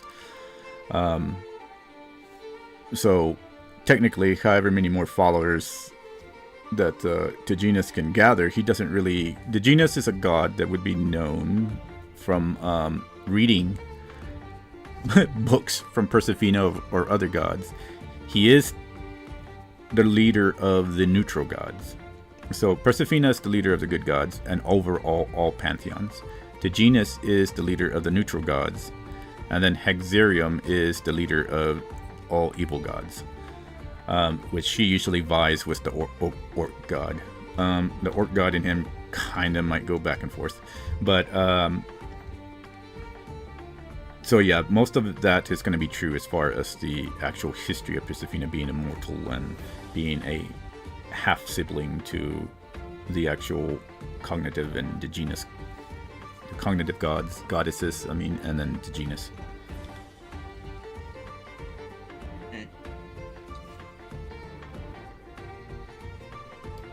Not gonna lie, you made me forget what I was going to say. Oh, right. She used to be a nymph. Well, that does explain why I see her tits more than other women. And he says, yes. No, it's very, very crude.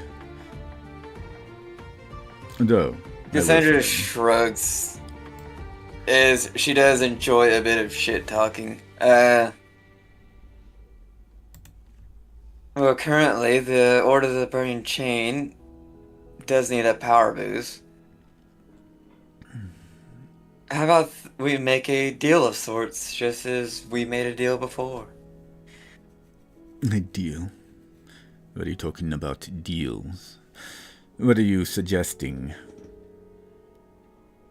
Well, considering the God of Fire is looking for followers, and potential followers are looking forward to more necessary means to purge the corruption that, as you say, the false leader of the gods has led on. Maybe I could try and get some of that power. And if it proves to be so, then I'm sure I can hold enough sway to convince the headmaster to more desperate causes, such as following such a person as Dejin. The genus is looking for loyal followers. They have to believe in it. Didn't you say that you, or at least the Order of the Burning Chains, that's not follow gods or hates them? What were your words again? As much as we despise the heavens because they have all that power, and yet so many people die anyways, from clerics not getting enough power and just getting slaughtered like any other innocent.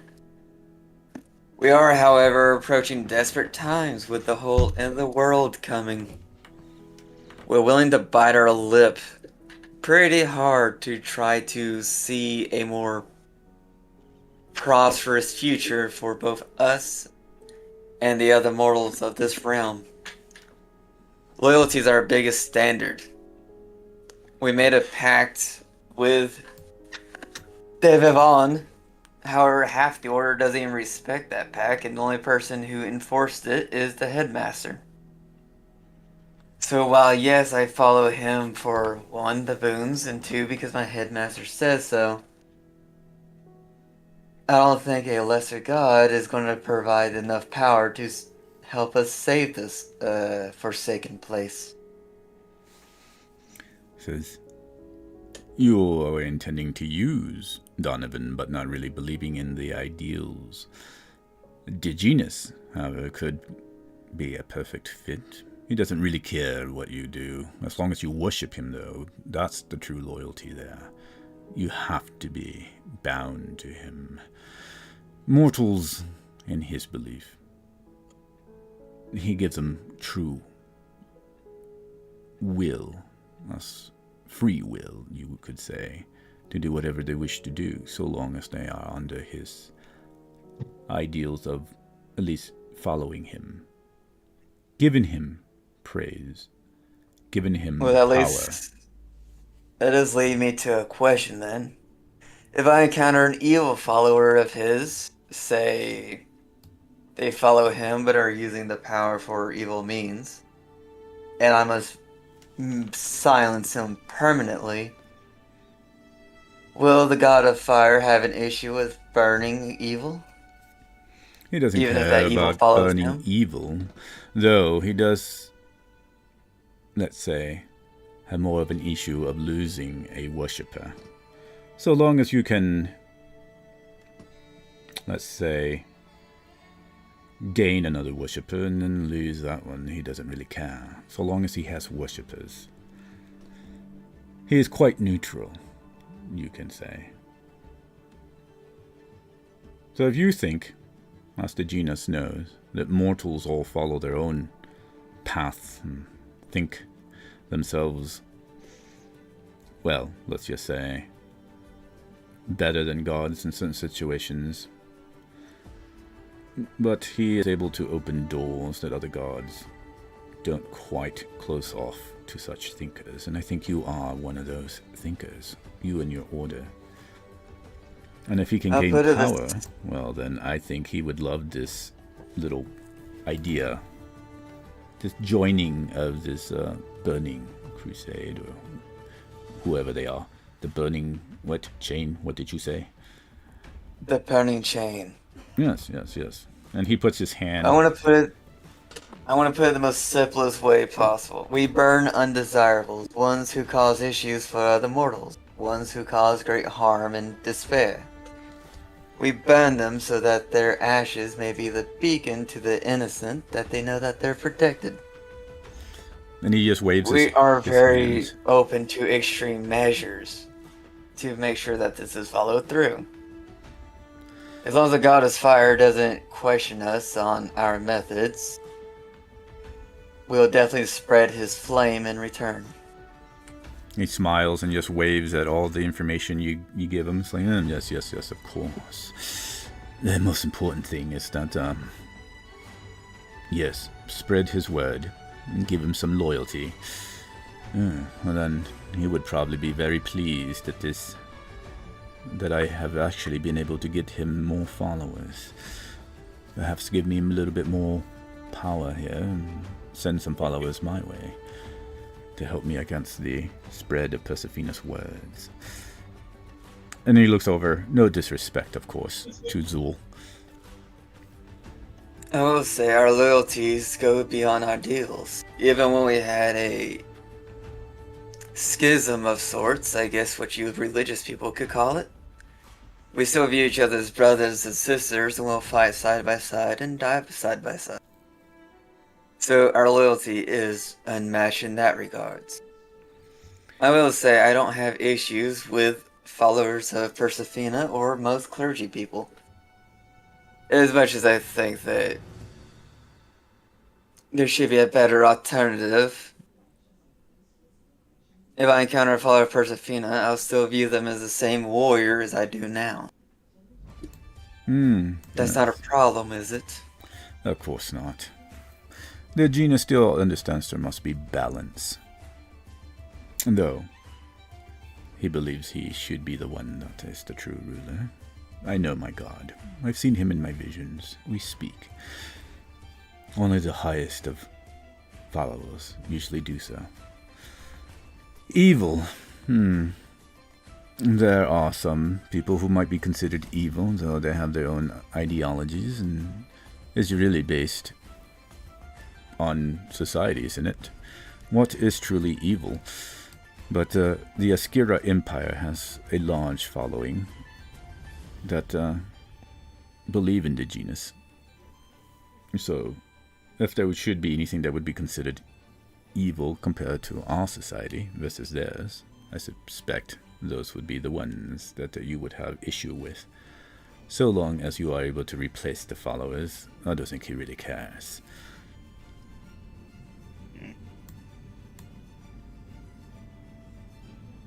We'll see then. Cassandra will look over at Aaron and she seems more or less interested to see what he sees in the matter. Yeah, as you see this guy, he's pretty he seems to be thinking into it. He's rubbing his chin. He seems to actually like the idea. But yeah, what is Aaron and Zul doing?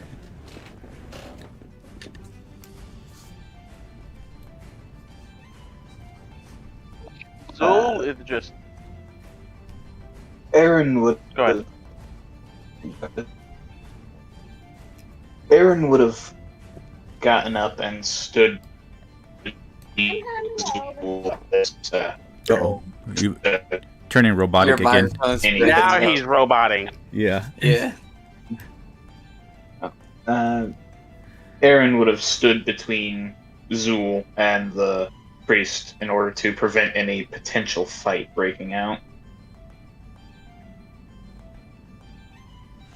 Okay. Which the priest no, probably Zool doesn't is- even notice Zool, so he's just kind of pondering into his mind for Zool's sake, like that's what Zool would notice. Yeah, Zool's just keeping to himself right now. Thinking this guy is out of his mind. His belief is not, I don't know how the hell you think that one. My God's better than your God.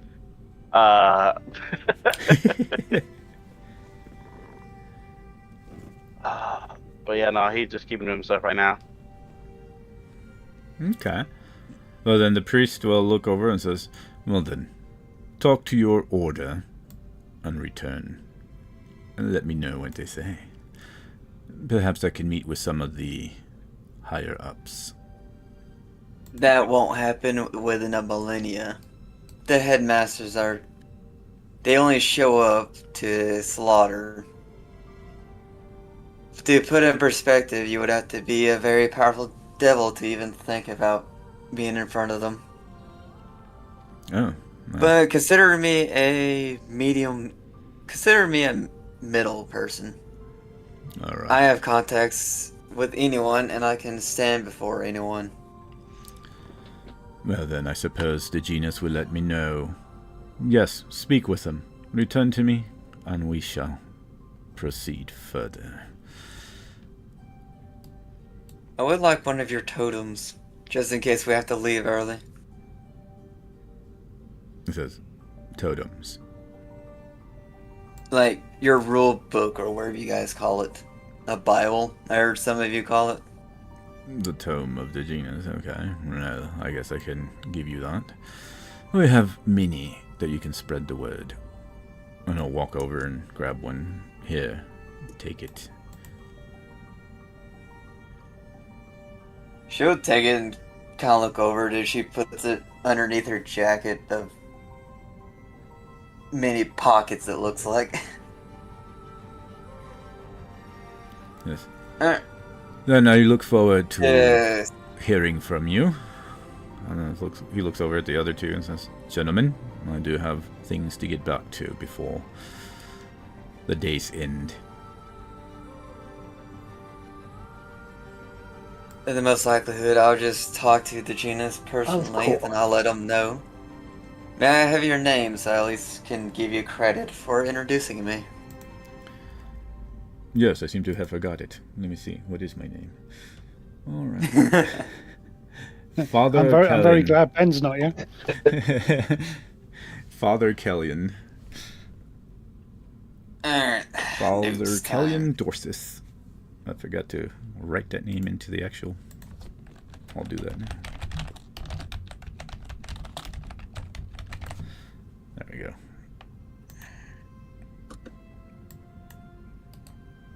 I'm putting this down as Father Kelly because I don't know how to spell that. Oh, that works. Thank you. And then he'll look over at Zool and says, if you ever too wish to follow a true god, don't hesitate to come and speak with me. I will give you all the information that the genus will be happy to press upon you. Oh, trust me, I already am. And he'll proceed to walk out. Okay. Not gonna lie, this would be a very amazing thing to bring Bengard Zul and I guess the dwarf in here to see if I could get a brawl going. Oh god. A holy brawl. A holy brawl between the the followers of it. Yeah, there's already a big old division between all the followers of the genus and Persephina around the world. But all right. So with that, any plans for Yatri?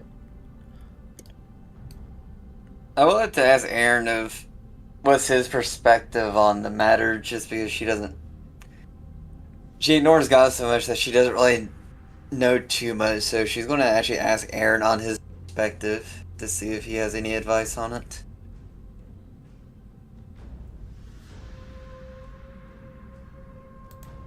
I am not much of a religious man. I stop to pray to Ishamus whenever I can, in hopes that mayhaps she may save me one day. But other than that, I can offer no advice. Fair enough. Well, I don't have. Do you have anything you want to do, Aaron?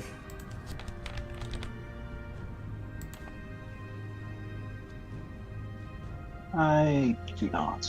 I've not been here, I don't believe. Alright, well, me and you could do a patrol if you so wish, so we can get to know the area while I read over the document.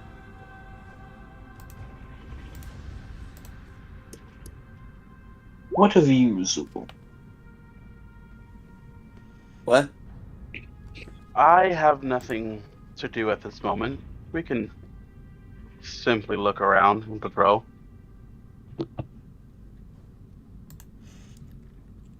Then patrol we shall. Excellent.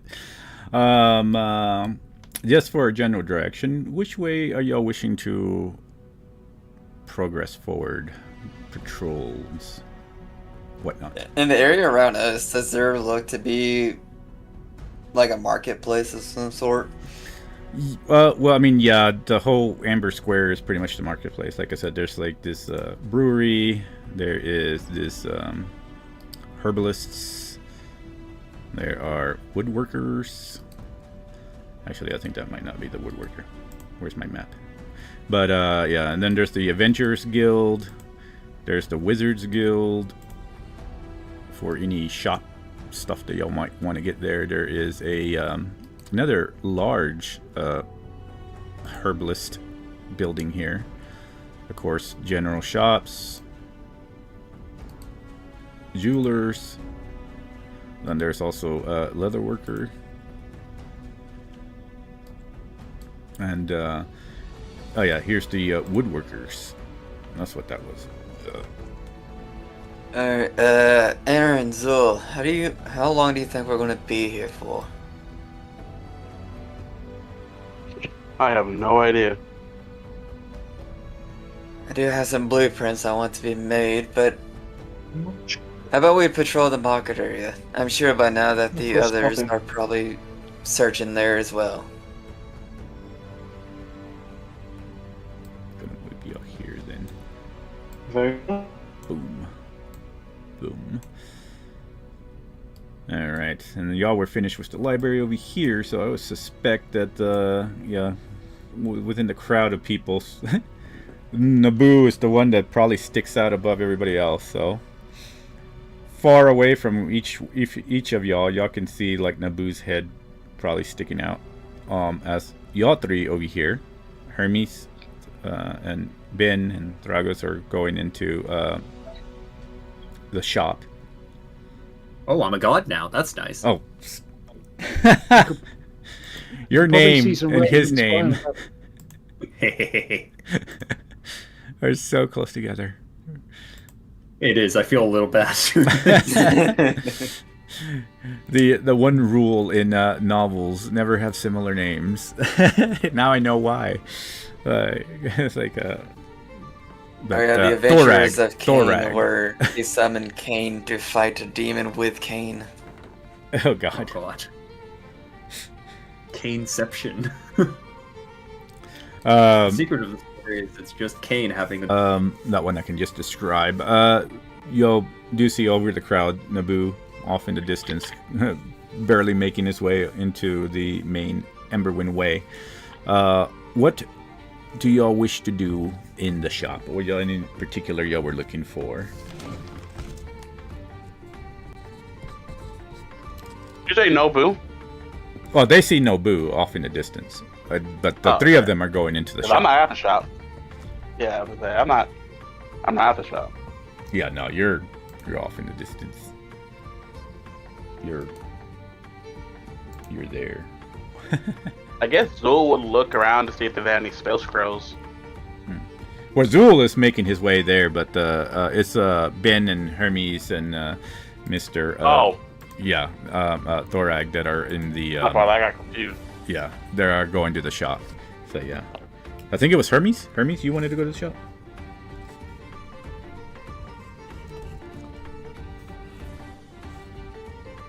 Yeah, I think Hermes started it. So while we're in the street, do I notice Naboo? Yeah. I would see follow. his large head sticking above the crowd as someone like off in the distance. Yeah, way off in the distance. Okay, I'll just make a note of that. Okay.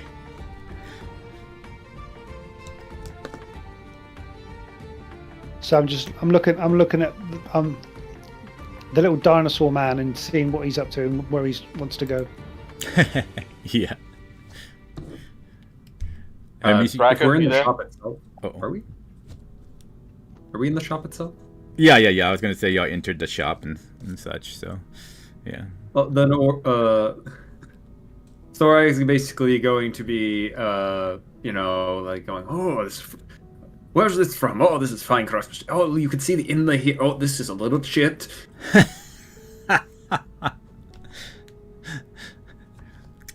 So, Much less I'm going to buy something and more I'm going to analyze and appraise most of your goods. yeah. So you see a kind of a half ogre lady just looking there, sitting down, just like. I'll watch over Thorag's shoulder and trying to learn some things from his expertise.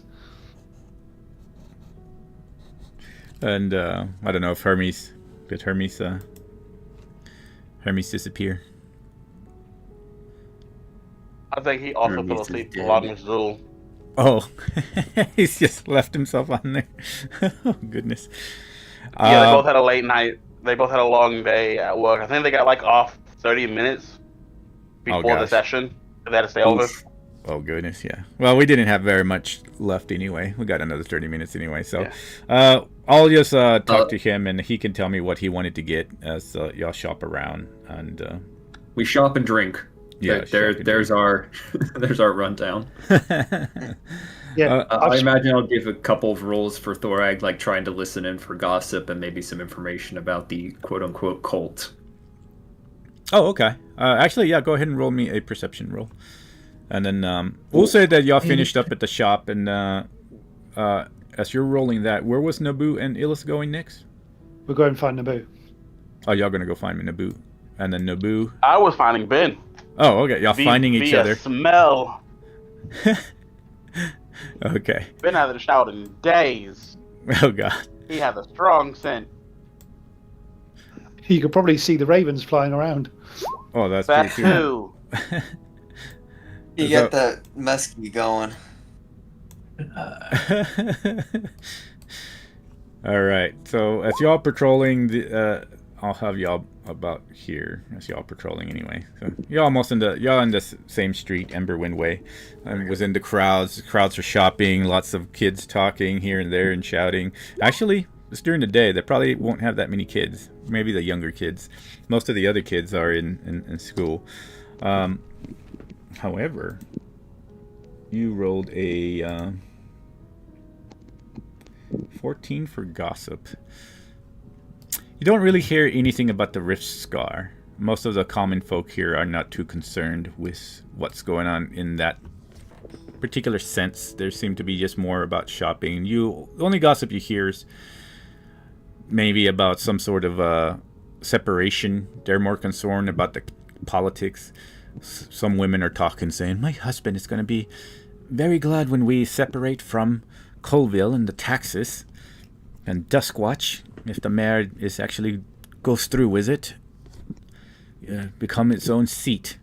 And we have such much more money in order to grow our city or our town. And you just hear them as they whisper on and says, what do you think, Agatha? And Agatha's like, looks like a grandmother. So like, oh, yes, of course, dearie. Yes, whatever you say.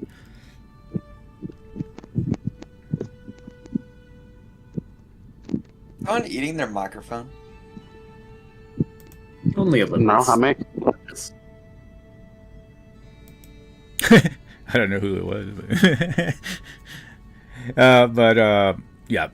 As this is happening, you hear the rumors. You finally meet up as people kind of separate and try to move away from Illith and Naboo.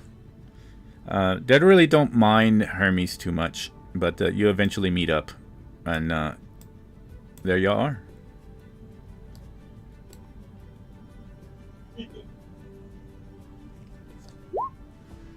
Well, how? there you are. How was your? Where the fuck have you been? We've been looking at some of the holy buildings around here. No. That wasn't Nobu. That was me to Tracker, who was just talking. Sitting here quietly zoning out, trying not to fall asleep. We had a whole thing looking for you. We sent out a search party and everything.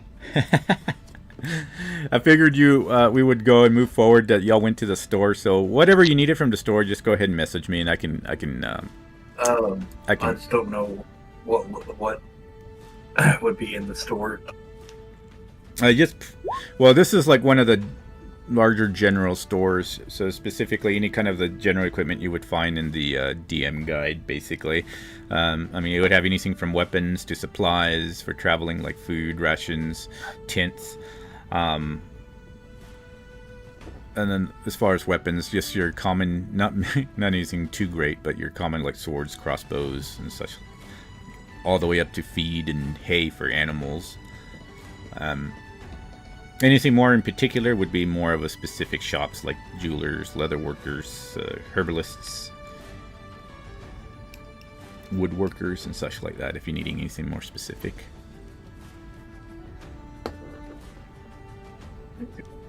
Alright, so we shop and hop. But yeah, if you need anything in particular, I can send you a list of things, so that way you can pick and choose. But yeah, most of it would be in the DM guide. I don't know if you have any access to that, or it's a player's handbook under the general equipment. But I can send it to you.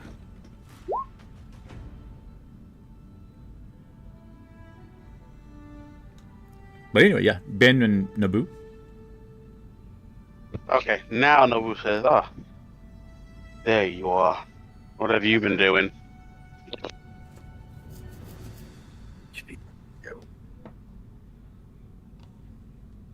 Ben? Well, I'm standing there looking up at you at the moment, thinking, what's going on?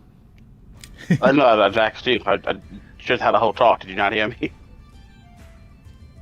I didn't think you were talking to me, but there we are. Okay. Yeah, we're done here. What's it we're doing now? He just shrugged his shoulders. I don't know. Elif is done reading, and she read a lot. Where's the others? Did I see them? I would say Okay. they see you. Sandra and everybody's just making their way, eventually meeting up with you guys. I want to see Oh, if I there they can are. smell them. You can see Okay, Ben can see them. Oh, yeah, well, he has ravens. Smell. But yeah, Stinky. all of y'all would probably meet up right there in middle of the crowd as people are walking around Naboo and separating. Okay. At least I can make an easy pathway for all of us to walk. Yes. Perks of your friendly neighborhood Nori. Maybe we need to go and get somewhere to eat and have a drink and discuss what our next move is. I agree. I'm hungry. What? I could eat a dwarf. Oh gosh. Oh, Look at Thorag. I'll stand in between Thorag and Naboo. No, Naboo, no. I kid. And then And I just slither. Slither. Well, you have the Ashen Flagon sign, and then you have the Gilded Stag. So the Gilded Stag. The what stag? The Gilded. Yeah, Gilded, right? Is it Gilded or Gilded? I always called it Gilded. Who knows? What's the name of the Ashen? Gilded Stag. That sounds good. Yeah, this one looks more I'll take the fancier, action. and then the Ashen one looks more less fancy, but the fancier Fancy, one. please. You want to go to the fancy one? Okay. So we Yeah. Eh. slither on Damn, through. high maintenance cleric over here. And all right. Well, then in that case, I will jump over to that map. Whoa, what's going on here? It'll be interesting to see if they allow some dinosaurs in there. Do they have a no dinosaurs allowed on the door as we walk in? No. Which is a good No thing. shoes, no service. You have to have feet, normal feet to have shoes. What about for people who don't have feet? No service. No beer feet Damn it. allowed. I got no toes. Did it, Dan? We'll copy that one and then put y'all in here. Oh, you're copying that. Oh no. Come on. Let's throw you in there. Bam. Paste. So y'all walk in through the side and goes up the stairs a little bit and eventually go into a nice looking establishment. A round table greets you right away, and let me see if that's the right size. It should be. And a large table. fire pit that's almost in the center wall there. We should be able to get y'all in there now. Boom.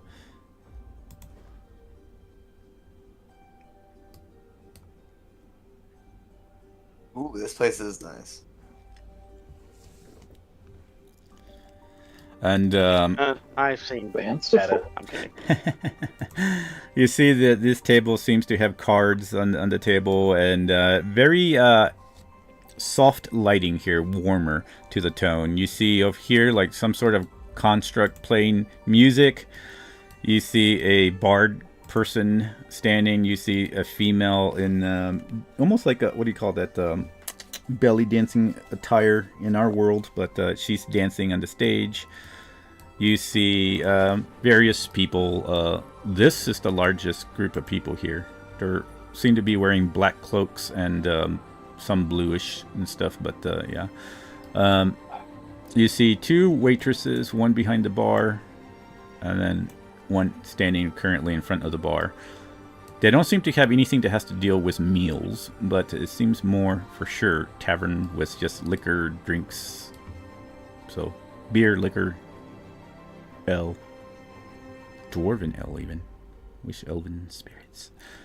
Oh. And then you do. I don't think anybody would have that on constantly, but you do see what. Well, anybody can roll a religion and perception. Actually, perception if everybody's taking on the room. Yeah, I can't move my man again. But What the heck? What is going on here? I will do a perception. It is based on eyesight or smell. Eyesight. Well, I guess it could I be don't smell have too, but I go on advantage. Oh, I don't need advantage, bitch, because I'm Nobu. Nat 2027. oh god, I got a 28. Man, fuck you, Hermes. I don't even know. I don't even know if I got Naboo a would. 7. Come on, better rolls this time. The fact that I was 1 point off of getting maxed on my perception. Yeah. I don't know if Naboo Are would we even looking at the woman with horns? do what now. I said, is that a woman with horns? Yeah, that's what I was I gonna know say. what I don't I- know if Naboo would even know the difference there or not. But yeah, that is a woman with horns and wings and a tail that ends in a pointy tail. Illith also got Divine a Nat 20, scent. 23. Yeah, well, divine scent you would sense a fiend. Let's see, does that say particularly what kind? No, it just says fiend. Yeah, you would sense a fiend. Yeah, it was in that aura, which would be her. I just rolled 2 Nat 20s. Can I go for 3? Because I got to roll Zools. I just realized that. Go for it. Okay. Extra credit. The paladin isn't sure if she should try to slay her or not because she's publicly a fiend, but she's also a fiend. Well, yeah, any of the clerics that roll above a 13 would know what she is. Naboo would probably know just because he rolled a good mechanics, but he doesn't really know humanoids. So We'll just say Illith told me, and I'm like, I think that's it. I'm sure that's it. I don't care that's it, but that's it. yeah. So I gotta go to Zool. Who the fuck are you, Zool? Okay, so Ben sort of clocks it, but he's more interested in the people sat around the table that he's close to. He wants to see if they've got any emblems or any distinguishing marks or what they are, who they are. Oh, yeah, go ahead and roll a perception. Zool got a 19. I almost didn't get a nat 20. I'm sad. Yeah, anybody who got above a 14 would realize that there is indeed a succubus sitting talking to this female over here. Oh, the one that Nobu calls succubus. Succubus, yes. Gotcha. And Ben, you rolled a 16. Yeah, they're not openly hiding anything. You would see a black, a scythe on some of the rings, sigil rings that they wear. Maybe some of them on marked on as tattoos or something. And do I know what the name is of their group? You can roll either. Yeah, you can roll a history. Let's see if you would know them particularly. There's not many of them in Polaria. Oh wow, okay, yeah. You would know them and you've heard of them, though they're not really in Polaria a lot. They are part of a guild called the Black Cloaks Guild. Okay, do you know if they're good people or bad people? The Black Cloak Guild is one of the largest rumored crimes, one of the crime syndicates, more of the one of the most powerful guilds throughout Solare, maybe, but for sure south and north in Goria, but more centered in south in Goria and in the Green Palace. The only other guild that possibly challenges us is the Dark Consortium that you would have heard of. Well, I'm all in black, and I'm all in black with a black cloak with a hood, just a bit similar to them. And so I'll walk over and sit down at the table. Oh, there goes Ben. Okay. I'm one of you. They're just drinking ale and wine and stuff, and they just look over at you and says, yes, how can we help you? Is this seat taken? No, it is not.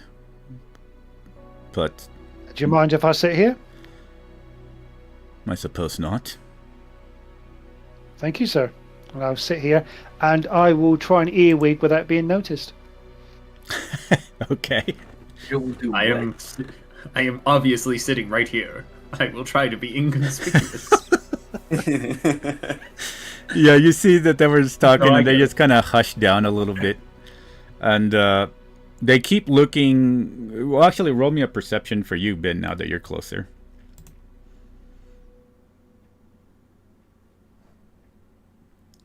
You can actually roll it with advantage now because... Oh, damn, I guess not. Never mind. Yeah, so as they're talking and they hush down while you... These two at the side near you kind of lean over more this way toward the people they're talking to. And you see this guy seems to be the ones that they take lead from your perception, but they keep eyeing this particular female here, the succubi. And then they eye this lady over here. And that's about the main... So do I get an inkling that they're thinking possibly that they are the targets? Well, Well, you know that they're definitely the focus, but as far as anything that deals with targets, you're not sure. Do an insight check. See if they want to screw or kill. Can I do that? You could do it, but I would assume that you do it with a disadvantage because they're not giving any kind of clues yet, just by reading, and not going into psychic abilities here. But yeah, you can roll an insight. Holy cow, that's a high insight check. I've got good insight. Let me see, what did it roll? They added it together, so that's a... That'd be 11 plus 11, so that'd be a 22.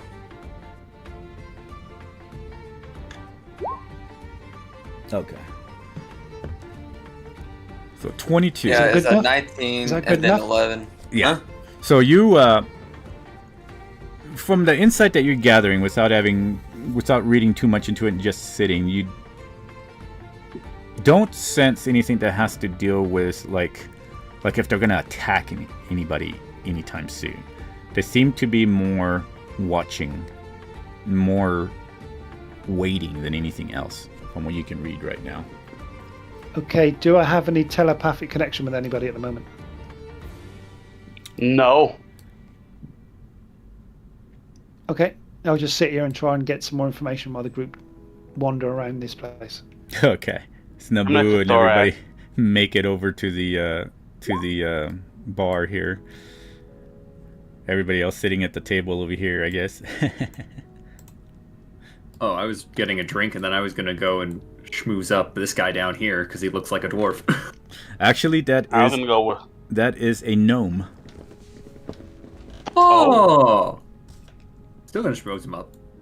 Okay. Short So you're gonna order a short drink. stack sticks All right. together. Well, Rose, Oven. because you see her name on her little side badge there, walks over with a smile, and she says, "Well, hello there. How can I help you?" I'm with him, by the way. I'm with Thorak. This waitress over here is just looking over at the Naboo, like trying to figure that one out. And Oh, Rose he's friendly. He's friendly. Also, in the colony, he's friendly. says, Sometimes. She'll look over. What can I help you with? What is your poison? Good, strong dwarven brew. I see you have it. And she says, "Oh, of course. We get many dwarves passing by here." Something light, please. And she looks Hey, over. hey. She looks over and like kind of tries to lean on the counter. Who said that? Oh, this one. I pick up Hermes by the shirt. I only pointed. I didn't pick him up. I picked him up. I wasn't so disrespectful. The short dinosaur wants a drink. And she looks over and she's like, "Oh, well, that's cute." And she like kind of tries to like scratch him under the chin. I wouldn't do that if I were you. "Oh, well, you're so cute. All right." And she like That's funny. bends over the counter and puts over the two mugs on the top and the. Don't bring. And then I tell him I take what Thorak's taking.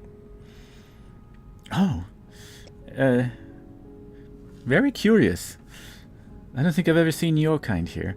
And she like puts another mug, and then she goes over and brings a small barrel. Not as large as these ones here, but she just kind of pulls them out from the shelves and brings them over, and then she starts pouring them on the mugs, and then two of them at least, and then the other one she grabs the mug, and she starts mixing different liquids together for Hermes, and then all of a sudden it looks pretty kind of a reddish pinkish look, and then she puts a straw on top of it with an umbrella, and says, "There you go."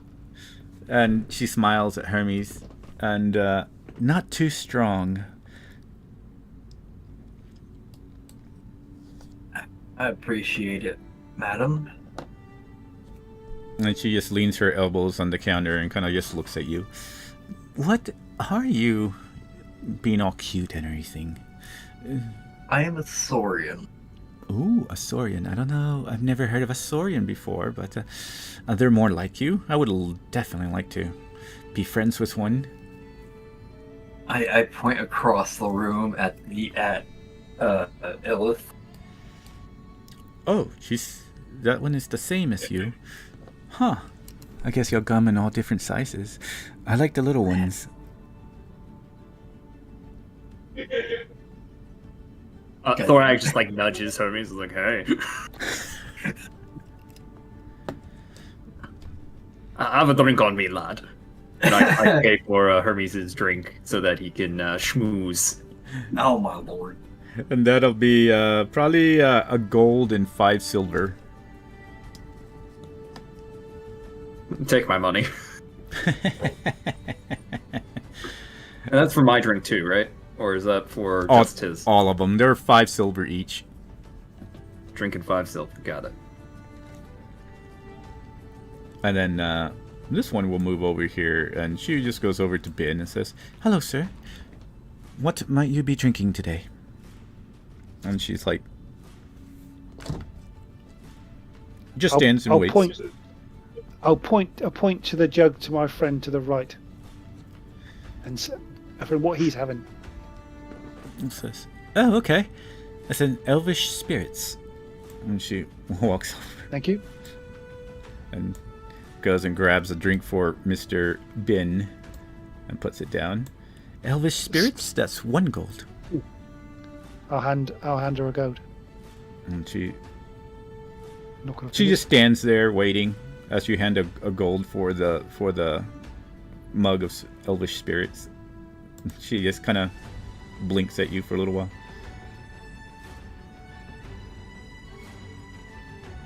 Then she smiles. And Ben holds his hand out. And she puts her hand out. And he shakes her hand and says, "Bless you, my child." Thank you. And then she just walks away and stands by the side of the bar again.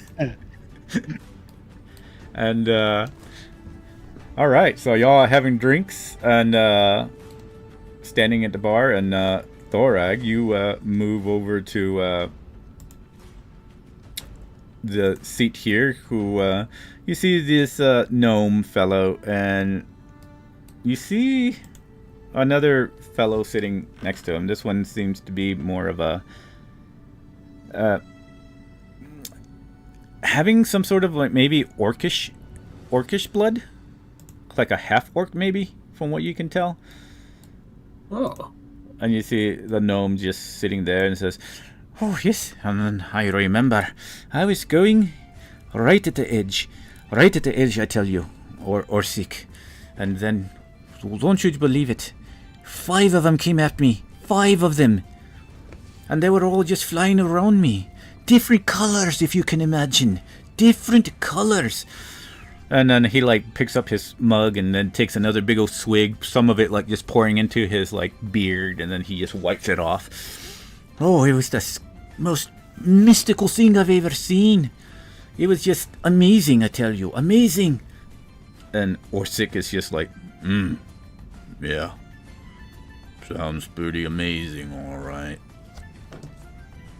I'm shaking in my boots from the amazing excitement from it. And he just takes a swig.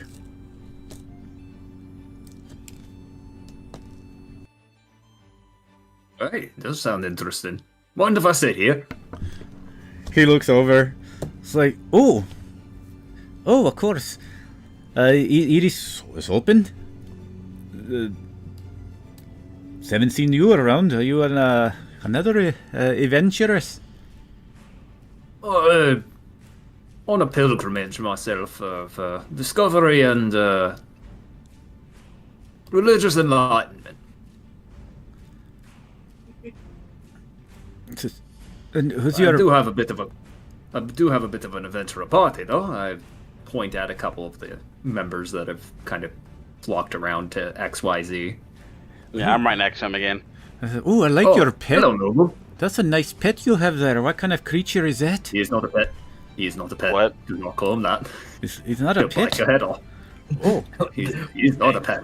oh. Well, sorry. I didn't. His name's Never- Princess. I never. His name is Noble, and he's an independent, forget what he calls his race, but he is from far south, if I think I... Is that right, Noble? You and, Yes. You and our friend, our other two friends, scaly friends, are from far south? Far south? Yes. You see the gnome just turns over to Orsic.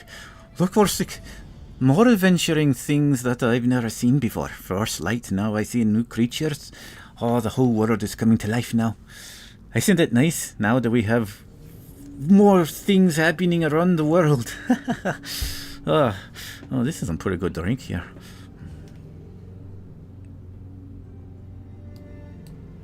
He just stares at you now and he looks... So what's your name? He like leans over the couch. Oh, I'm Thoreg. Pleasure to meet you.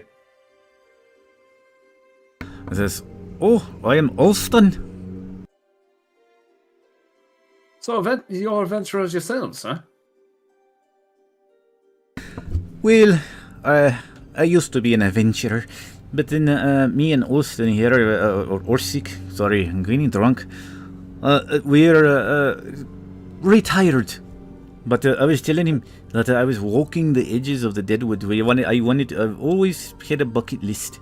No, I'm only like really about 250 years old. Oh. So I wanted to come here to the Deadwood Glades. I always hear about their interesting rumors everywhere. And guess what I saw? You would never guess it. Go ahead, guess. Undead. Oh my, undead. What the? No, I don't think they've been around for a few millennia. Alright. No, I saw flying little fairies. All over me, 5 of them. I keep guessing. That was not going to be one of my guesses. Oh yes, there were 5 of them. Different colors, do you believe it? Have you ever seen a fairy? Well, I think once in one of my travels to the Elflands a long ago. Oh, I never been to the Elflands. I've been to Silvervale once, and they used to have an island that an elf queen came from Leolendra there. Oh, well, you have to accompany me then. We'll have to go to the place and I can show you some fairies. Maybe they're still there sometime. Oh, and the fairies won't mind? Oh, here, have some more drink. No, they'll probably just tie your shoelaces together and have you trip. Oh, that sounds delightful. Yes, isn't it? It's very fun. And he takes another drink. Drink more. And I have found drinking buddy for the night. And what is as far as Aaron doing? Aaron saw the cards on the table and immediately began shuffling the deck. Okay. Get some Zor games would going. join him, and Zor would join him. All right. Illis gonna join him. Illis would join. She's a fun gal. Okay. Oh my. Mises over here conversing with Rose. What's Cassandra gonna do? Cassandra's waiting on the bartender to approach over, but using her divine sense and detecting a fiend, look at her that she's very clearly showing off her features. Cassandra's gonna walk over and immediately just like sit down. She's not holding her halberd, but she has it posted beside her in a sense. Since she can't just put that thing on her back, sadly. Okay. Well, then I guess you would have ordered a drink if that's what you were going to do, and Rose would have given it to you, and then you would have made it to the chair there. Which No, Cassandra Cassandra's a violent drunk. She doesn't drink, so she would have asked for if they had baths, and if they do, then she would take a bath, a bed, and possible company if available. Oh, okay. Well, then that would be 2 gold pieces Works out. for all You'll that need right it. there. At this fine establishment. You would sit there. You're close. They don't seem to pay attention. Really, they seem to be deep in conversation, and this succubus is like, really? The Queen would also extend protection here.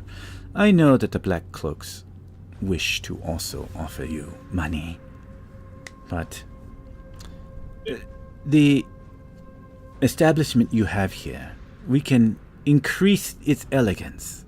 And if you already have a dancer, she points over at the one dancing on the stage right now. She says, we could bring in more of our Naked Maidens succubus in order to bring more clientele for you. And with this alliance, Queen Crinvia would also extend her protection to you, so you wouldn't have to worry about all the politics between Colville and Duskwatch. And we will also deviate any certain alliances that have been prospected to you from the Black Cloaks. We have many dealings from them, but we've been able to keep them away from Polaria. And that is a large city. And so, what say you? I see this woman over here thinking, it's like, well, I do like the prospect. I think I am leaning more to the Naked Maidens. The Black Cloaks seem to be more entertained with the ideas of using my establishment for illegal purposes, which I do not want to be associated with. Though they did promise me a meeting with Artemis himself. And so that's pretty much what the conversation that Cassandra is picking up on. As it's already 5:30, so depending on what Cassandra wants to do with that, and everybody else that's kind of sitting here. She wants to interrogate the succubus. She wants to interrogate the succubus, okay. Those are just questions because she's very confused on why a succubus is being very public. Ah, yes. That would be some interesting lore right there. Alright, so everybody, if you don't already have it, just go ahead and do a. I'm gonna give y'all a heroic inspiration, so y'all can use that for future things. So everybody's currently here for the day. Y'all just arrived. I think it's the same date that y'all arrived, so now y'all finally starting to settle in. Did a little bit of shopping, and if y'all have ideas of what y'all want to do, I will go ahead and leave the city map up right now.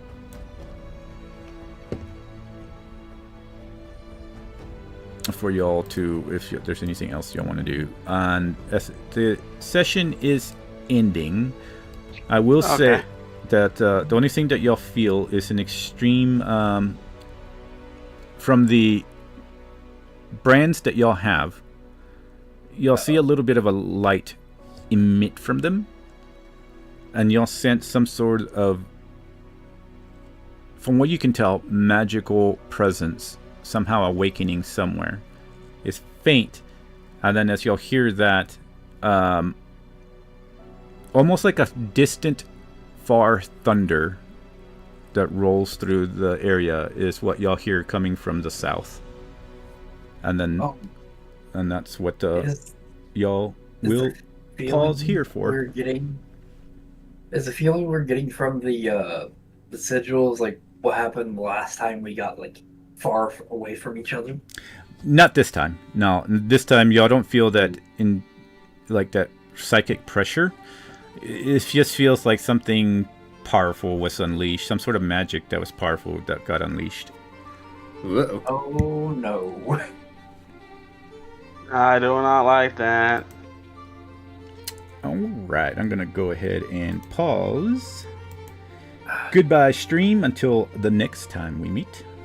Goodbye, everybody. Goodbye.